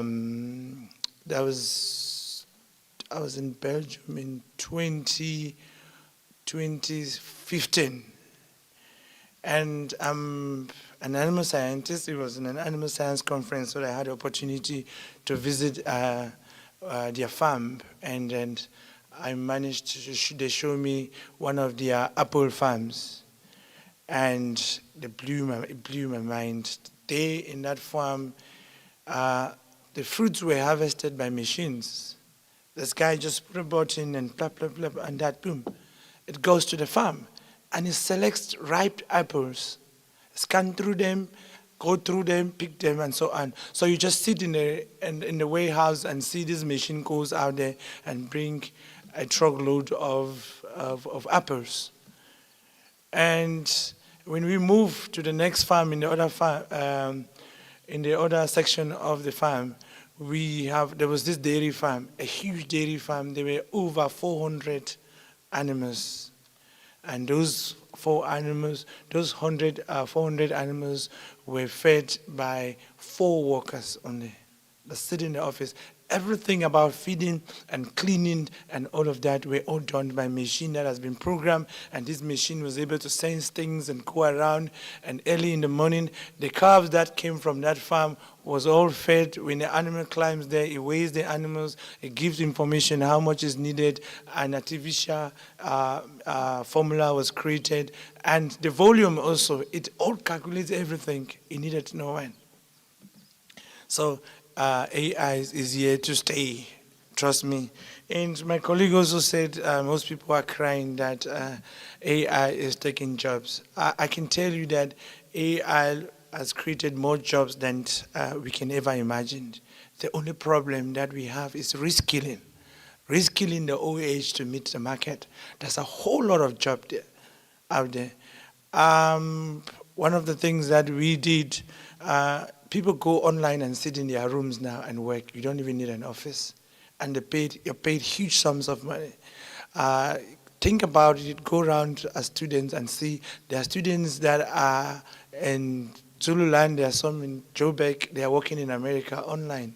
You subscribe, they tell you what you're supposed to do, they give you how you advertise, and that's it. Coming back to research, which was supposed to be our main topic, we have been using AI. I was doing my master's right down in 2016. 2006, I started my master's and I was using EndNote already. Now that was the initiation, but they told you, our speaker told you how long that has been. It's only that it's not been with us. We've not been exposed to it. And we were chatting with our colleagues, my fellow colleagues sitting down here the other day. ChatGPT is not even the 10th, type on the internet, the 10 best artificial intelligence in terms of helping you. You check there, type on the internet and see 2023, it's not among the 10 best. So it's only how we are sold. Has it been sold to us? Do you know it?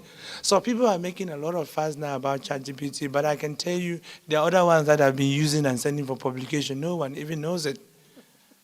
Yeah, there are a lot of them out there. So the key is, can we really be responsible in what we do?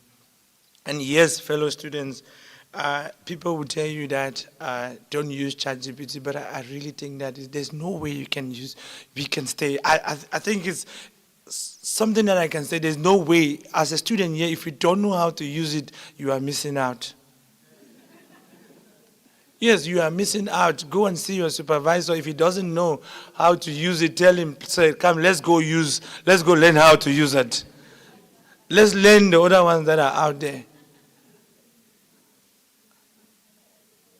I'm telling you, if we are trained, if we learn how to use it responsibly, it is key. My colleagues when he came up here, he explained to you. It depends on what you give it. And I can tell you, what do we do when we are doing research as students?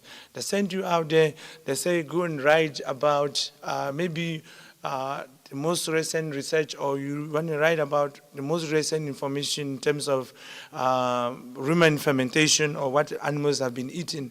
And then we go there and we type those key topics on Google Scholar and so on and so forth.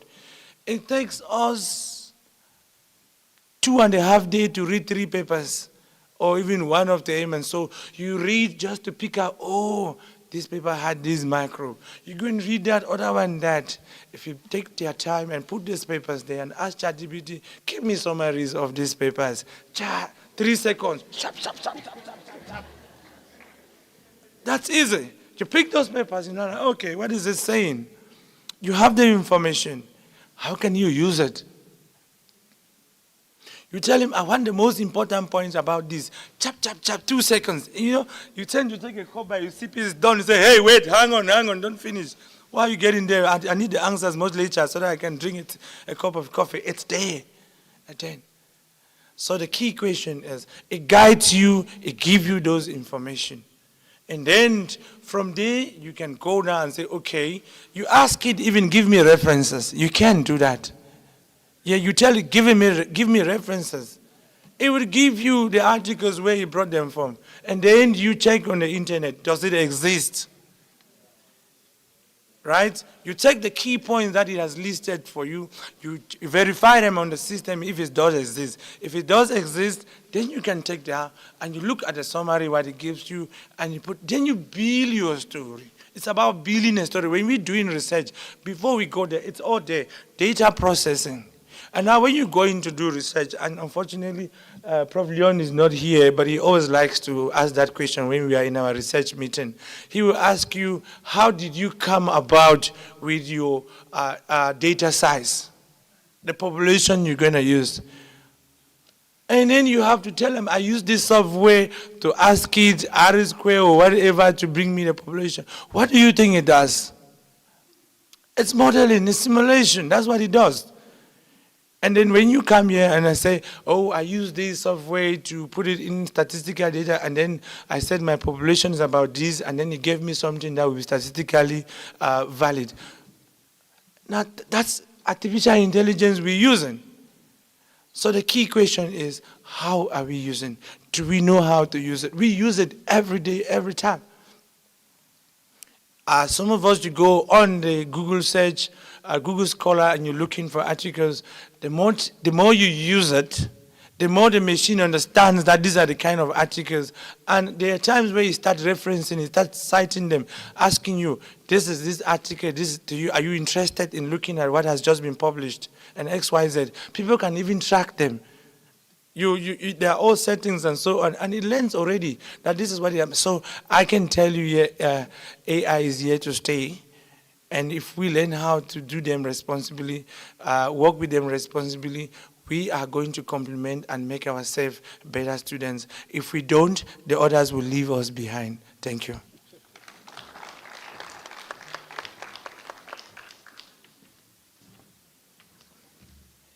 All right.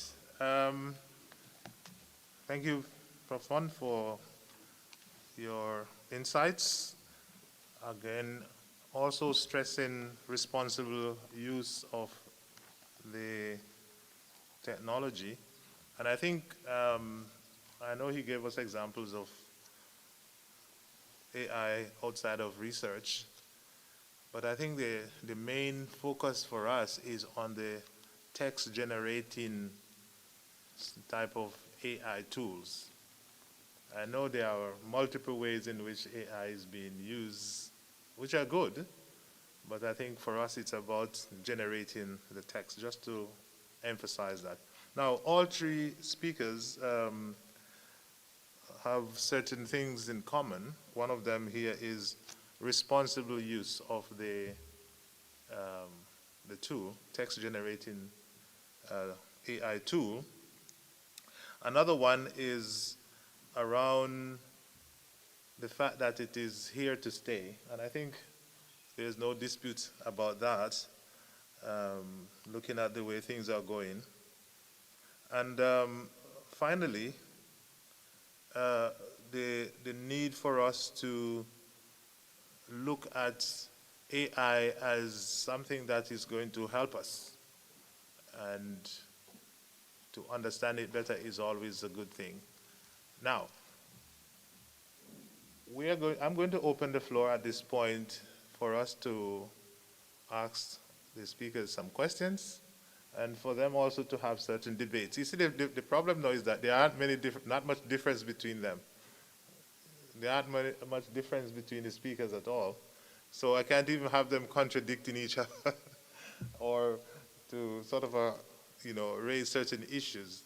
But maybe what I could put to them as a first question is around considering that this technology is here to stay. In addition to what Sydney mentioned earlier, what other measures really can we put in place to ensure that the responsible use of the technology is, and I say we, I mean the university, to ensure that the university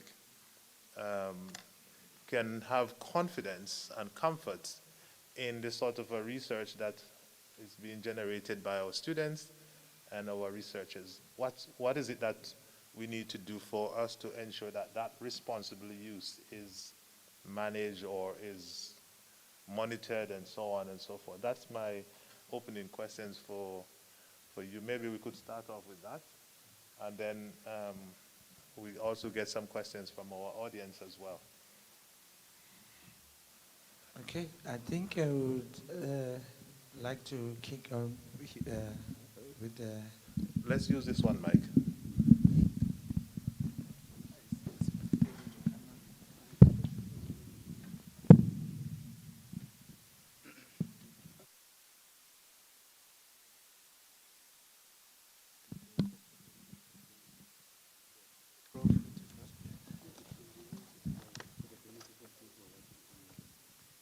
Oh, yeah.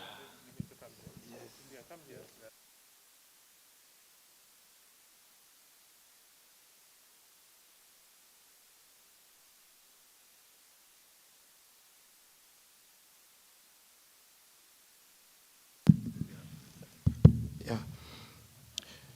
I think we are already in a good footing, and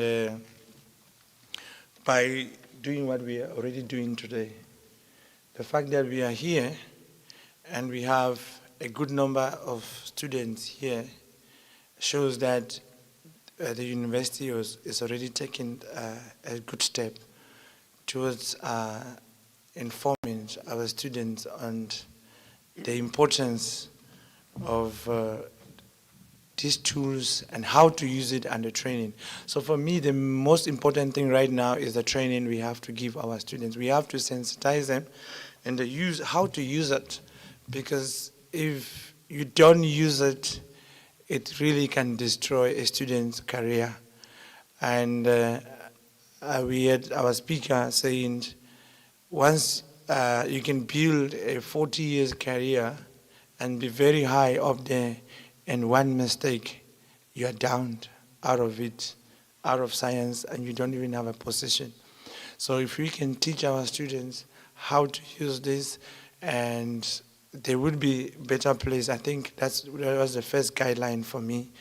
And then there should be also training in different milieus. For now, we are only sensitizing the students. But if the students can get exposed and have some training, people really talking about this, and then this will go a long way. For example, it can also start with the staff members. It's not only with the students. The staff members can also be trained to understand the software, how they work, so that when you see them, if a staff member can identify it, definitely it's going to go right across, because they know, this one doesn't know about it, and it's giving us 90, and that goes across. So for me, we are in a very good footing, and this is going to be not only the first, but is one of many that I think should carry on. Thank you.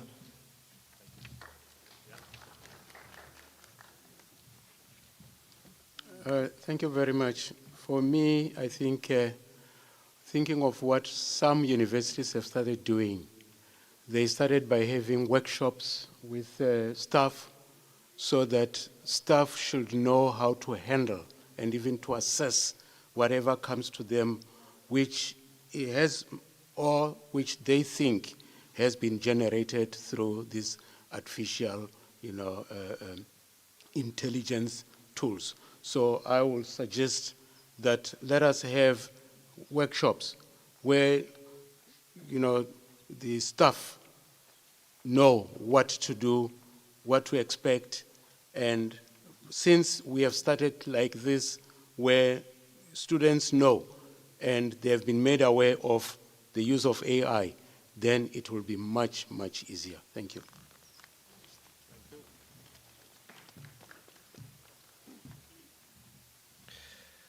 Well, I would like to just mention that we are surrounded with a lot of knowledge, and we need to be able to use this knowledge responsibly.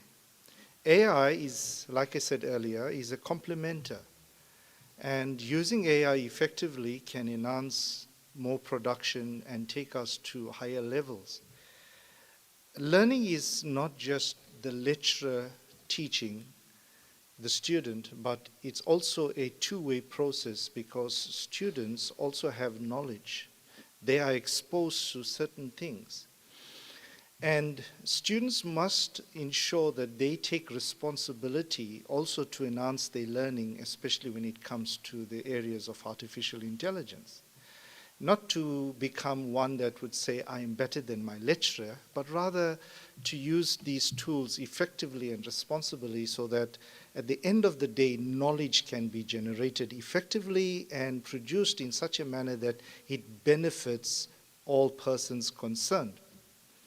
And so it is important for us, as being in academia, that we embrace AI in the positiveness of it.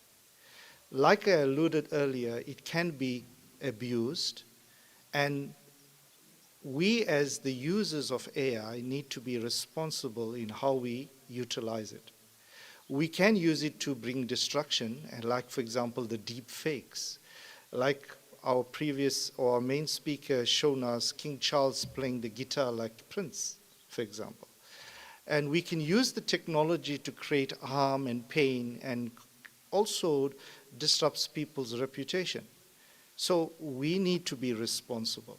I think when we use technology in a responsible manner, it's a win-win situation. So therefore, I would like to say that as students, as well as faculty, we need to not shy away from it, and perhaps some would say, let's adopt the ostrich syndrome, let's cover our head and believe like nothing is happening. But let us take this step forward and use AI as a complementer, like I said earlier, and take our learning experience in a greater way so that we can save time and we can produce work that will be original but also be sensitive enough to use it responsibly, and also declare that this is how I went about using certain tools to enhance my understanding about a certain concept, rather than just simply putting your name on it and saying it's my work. That is fraud. You know, long before us talking about ChatGPT and AI tools, I think one of the tools that most students used very effectively was the copy and paste. You'll remember that? You loved it. Copy and paste. And for a long time, copy and paste was such a wonderful God-sent creation. All right? Well, you could pass that off as your own work, and then you get, caught out, because obviously when there's a relationship between an academic, a lecturer, and a student, we do understand each other, and we understand your acumen. We know how you think and how you write and how you talk. And suddenly you start producing some world-class breaking pieces of narrative and literature. Immediately I know you are pulling the wool over my eye, and that creates suspicion. Now, we have all these fancy tools like Turnitin and so forth, and we must understand that these tools are not to police us and try to implicate us, but rather these tools are there to help us to learn from incorrect behavior and correct our behavior so that we become ethical in whatever we produce. And yes, as AI evolves and as it changes, like I said earlier, the AI of today is going to be far different from the AI tomorrow. And what we're going to experience tomorrow, now, will be a thing of the past, and nobody even will want to think of it. So either we get stagnant and stay where we are, or we become digitally fluent, embrace AI, use it responsibly, and ensure that we do not violate privacy, ensure that we use it to enhance our understanding and learning, and so that we can become better people in society after all. Thank you.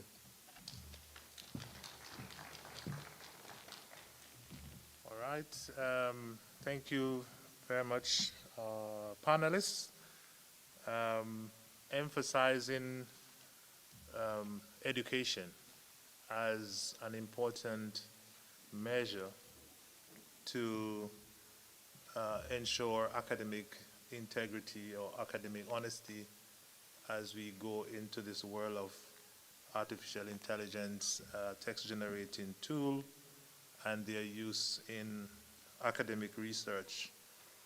The training and the education is not just for students, but it's also for academic staff, and helping academic staff to also detect, either from observation or through the use of the detection software, where text-generating tool has been used. Self-learning was also emphasized. So even if the research office is not putting on seminars like this to discuss and to talk about dishonesty and also certain detection tools, you should take it upon yourself to continue to read and learn a little bit more. I think it all boils down to one word, which is integrity. At the end of the day, we as researchers, whether established researchers or emerging researchers, you must be showing integrity in your conduct. If you are not showing integrity, you are going to have challenge making it into the research space. So I think it boils down to that. Then the other thing I want probably to emphasize is traceability.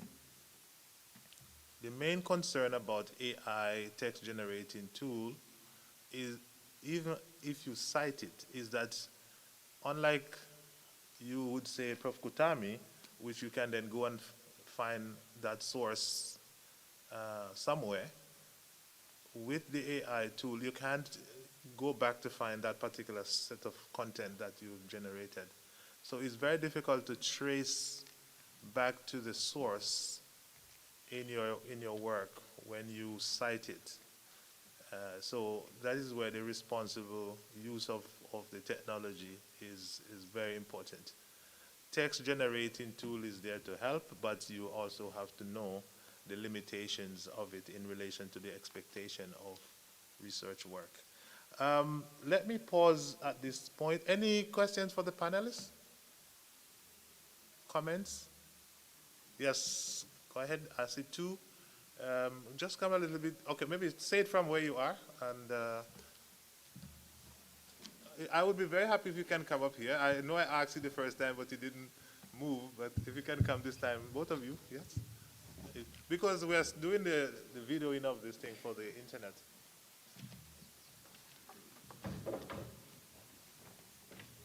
Thank you.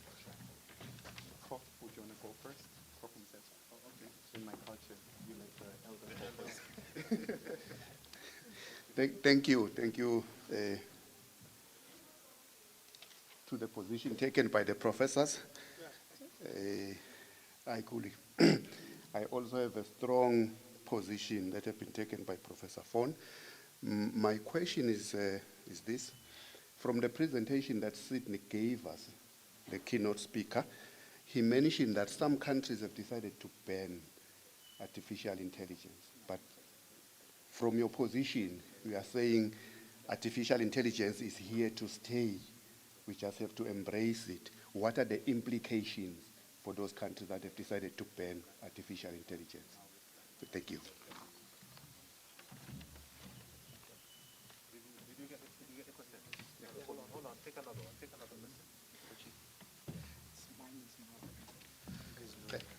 Thank you very much to the professors as well as the director, Prof. Brown. Mine is actually not that much, but quite a few comments that I would like to make.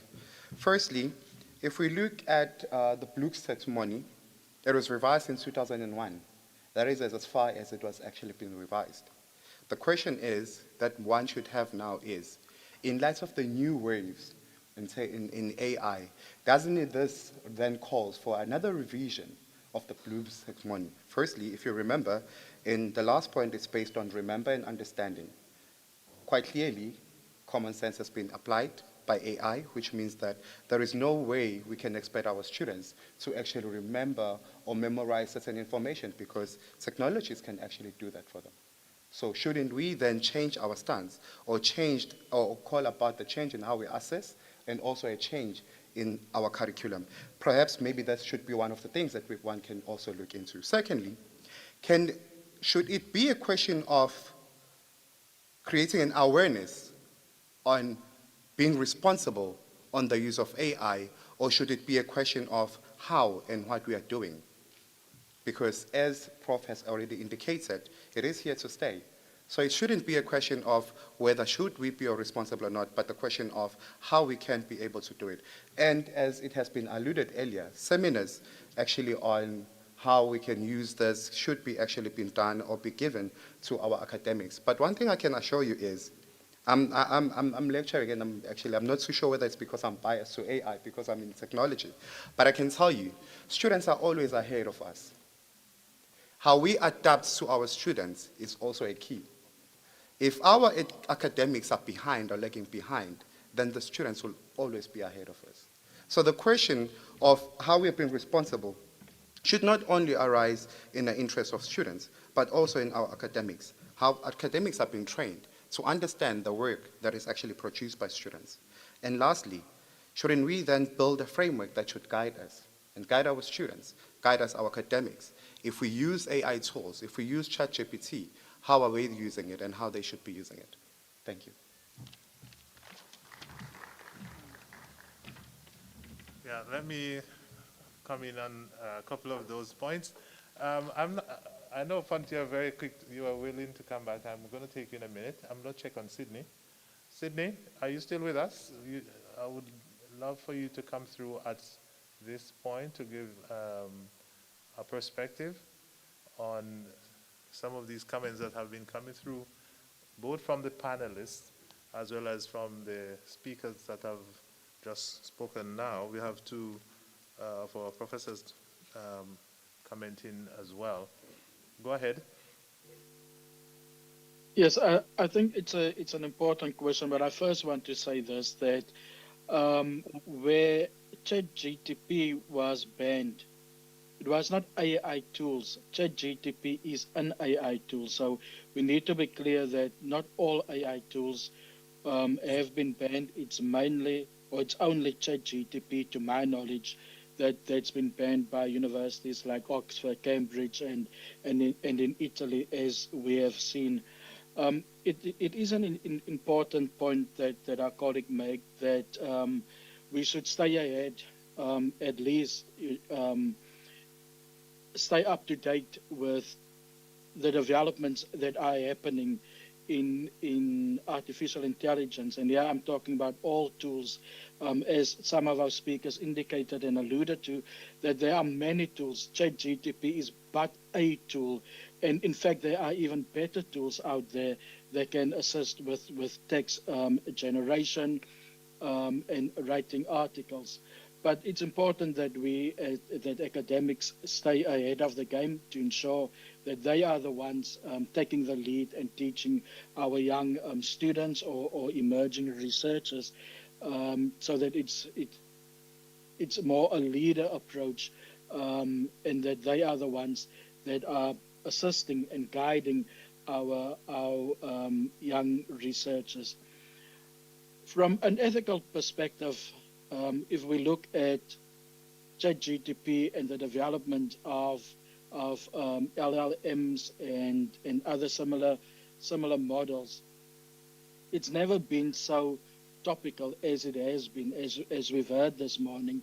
Now is the time that these AI text generative tools are becoming more and more available, and some of them are freely available without a cost. And so we need to, as an institution, take the lead to put policies, guidelines in place to ensure the responsible and ethical use of these tools. Thank you. All right. Thank you very much, Sydney, for that point. And I think it's a wonderful point on which to wrap up this session. I know our panelists have other perspective that they want to share, but I think in the interest of time, and this being the first of many similar activities or seminars to come, we could actually wrap up this part of our program on that point that you've made. Maybe just to emphasize on one of the points around us as a university and what we are looking at. Already we have a statement which we are going to further explore into how it could be expanded out into sort of a set of guidelines. Within that statement, we do adopt we made reference to the COPE framework, and I think those are quite good guidelines that can form our initial framework in terms of guiding principle for how we should take the chat GPT and any other related text generating tools. So what we'll do is to send out that statement to students if they have not seen it already, and also try to put the link to the COPE guidelines so that those can form our initial sort of a reference point at this stage. I know COPE also, SARIMA also made reference to the COPE guidelines. And of course, as a university, we are we member of SARIMA ourselves. So I think that is an important way forward in terms of this seminar, that we have discovered from the discussion that there are risks surrounding the use of ChatGPT and other text generating tools. We, as an institution, recognize that we have to put measures in place to sort of help with responsible use of these text generating tools. Some of them have been mentioned by our panelists. Education is key, and also ensuring that the right policies are in place. We have the detection softwares in place that can help us to track and monitor and see the extent to which dishonesty is sort of creeping into our research practice. We want to discourage dishonesty as much as possible, as you know. So I think those are important strides that come out of this seminar, and keep on the lookout, students, for some of these statements. Read as much as possible around the policies that the university will put out, and stay as responsible as possible. Now, at this point, going to the program, let me hand over to Prof. Cass to do the closing remarks. Thank you, Prof. Brown. I will start off by breaking protocol. I usually honor our leadership first, but because I'm going to be quoting our guest speaker, I want to honor Mr. Sidney Engelbrecht for finding time to do a very interesting presentation, for covering the various aspects of this emerging and nascent area of ChatGPT and AI that's taken us to a new level, although it's been here for a while. And he set out the tapestry of the issues concerned very clearly, and thank you for that. And we wish that you continue to be with us as we start developing policies around AI, and hopefully this is not the last time we'll be hearing from you. I said I'm going to quote Sidney Engelbrecht. He mentioned a very important point where he said that in order for us to embrace AI into our ethical research practice, there are 4 important elements, and that is education, policy development, policy enforcement, and leadership. And so this is the point where I now start honoring our leadership. What Mr. Engelbrecht said was research integrity starts from leadership. And this whole gathering today is about leadership, realizing there's an issue with AI, and it can threaten ethical practice in the way we conduct research. And they rose to the occasion, and they set up this meeting, and it was in the making for a long time, from the time that alarm bells started ringing. Well, globally, our leadership took note of it, and today's event is a culmination of that. And so firstly, it's Prof. Kunene, our DVC, who opened today's talk, for creating the platform for us to have this kind of engagement.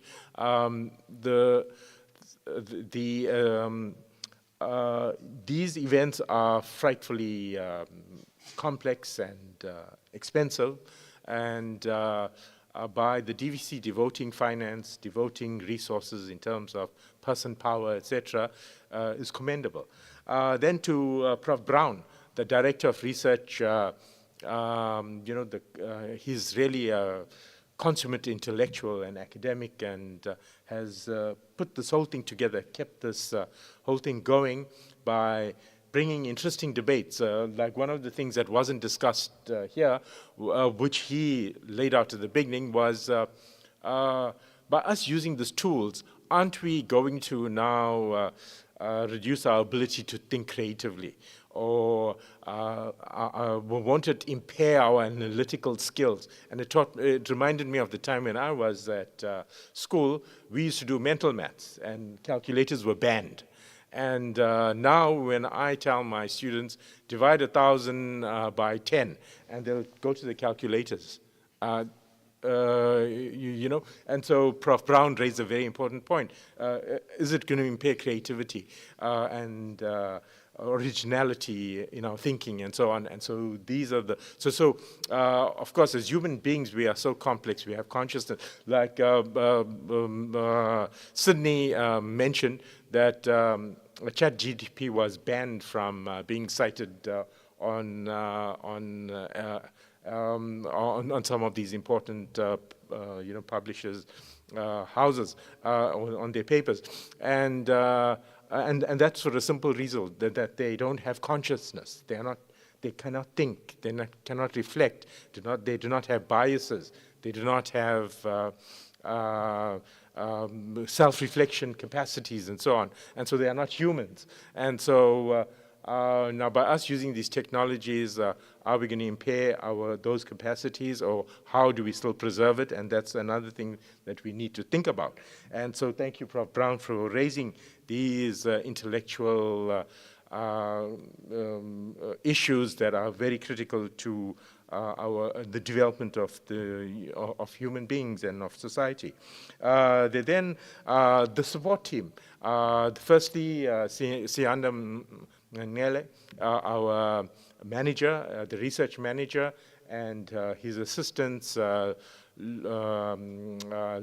Mtembu, who was here early this morning when it was dark at 9 o'clock, and the chairs were still being set, and he explained that it was rescheduled because of other events. And also Lungile Hadebe for their continuous back office support, which makes the research office one of the high-functioning entities at this university, and I'm really proud to be associated with the team that we work with on a daily basis. Thank you for your arduous efforts. And also Mr. Mangele for keeping us on our toes. He's bringing, well, this is one of the innovations, but there's others like student debates and all these and all those templates that he comes out with that we need to implement for compliance, etc., to keep research at its highest level, and that's what we're here for. So thank you for all of that. Then to our panelists, Prof. Kutame, Professor Naidu, Professor Fon, for pointing out that AI is here to stay.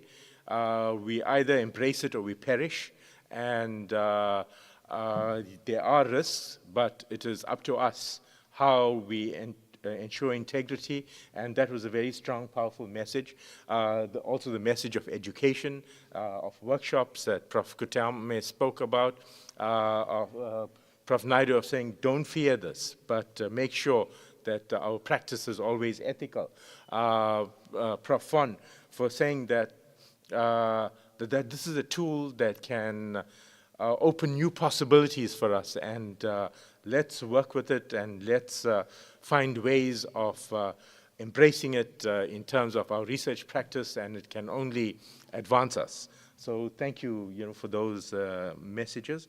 And then all the other people that help put or entities that help put this whole event together.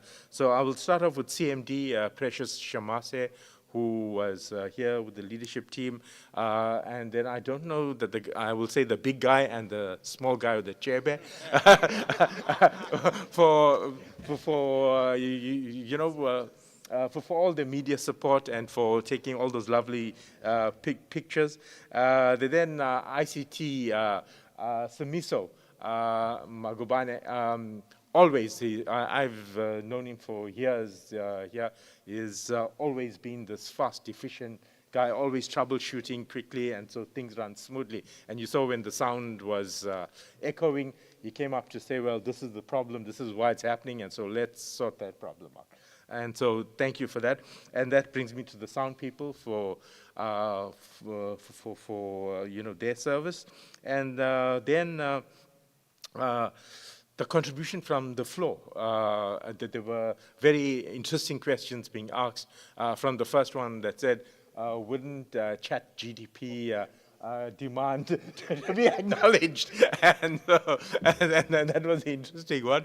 And then all the others that, you know, came up and asked, that made this academic event, made it an intellectual enterprise. And thank you. Thank you for adding value to this very important event. Then to the academic staff that were here, to the students and to the people online, we seem to have like forgotten about, we only remembered Sydney Engelbrecht, but I'm sure there were others online, so thank you for joining us. Now that leaves me with two very important announcements. The first one is please sign the register before you leave. The reason being we have to account, you know, to auditors and so on for spending this money, for having this wonderful event. And then to the panelists, please stay behind for a photo shoot. So it's part of the management photo shoot. And then Sianda told me that I needed to also thank all the deputy deans in the faculty for advertising this event, and which enabled this audience to come here. Thank you all very much. Thanks.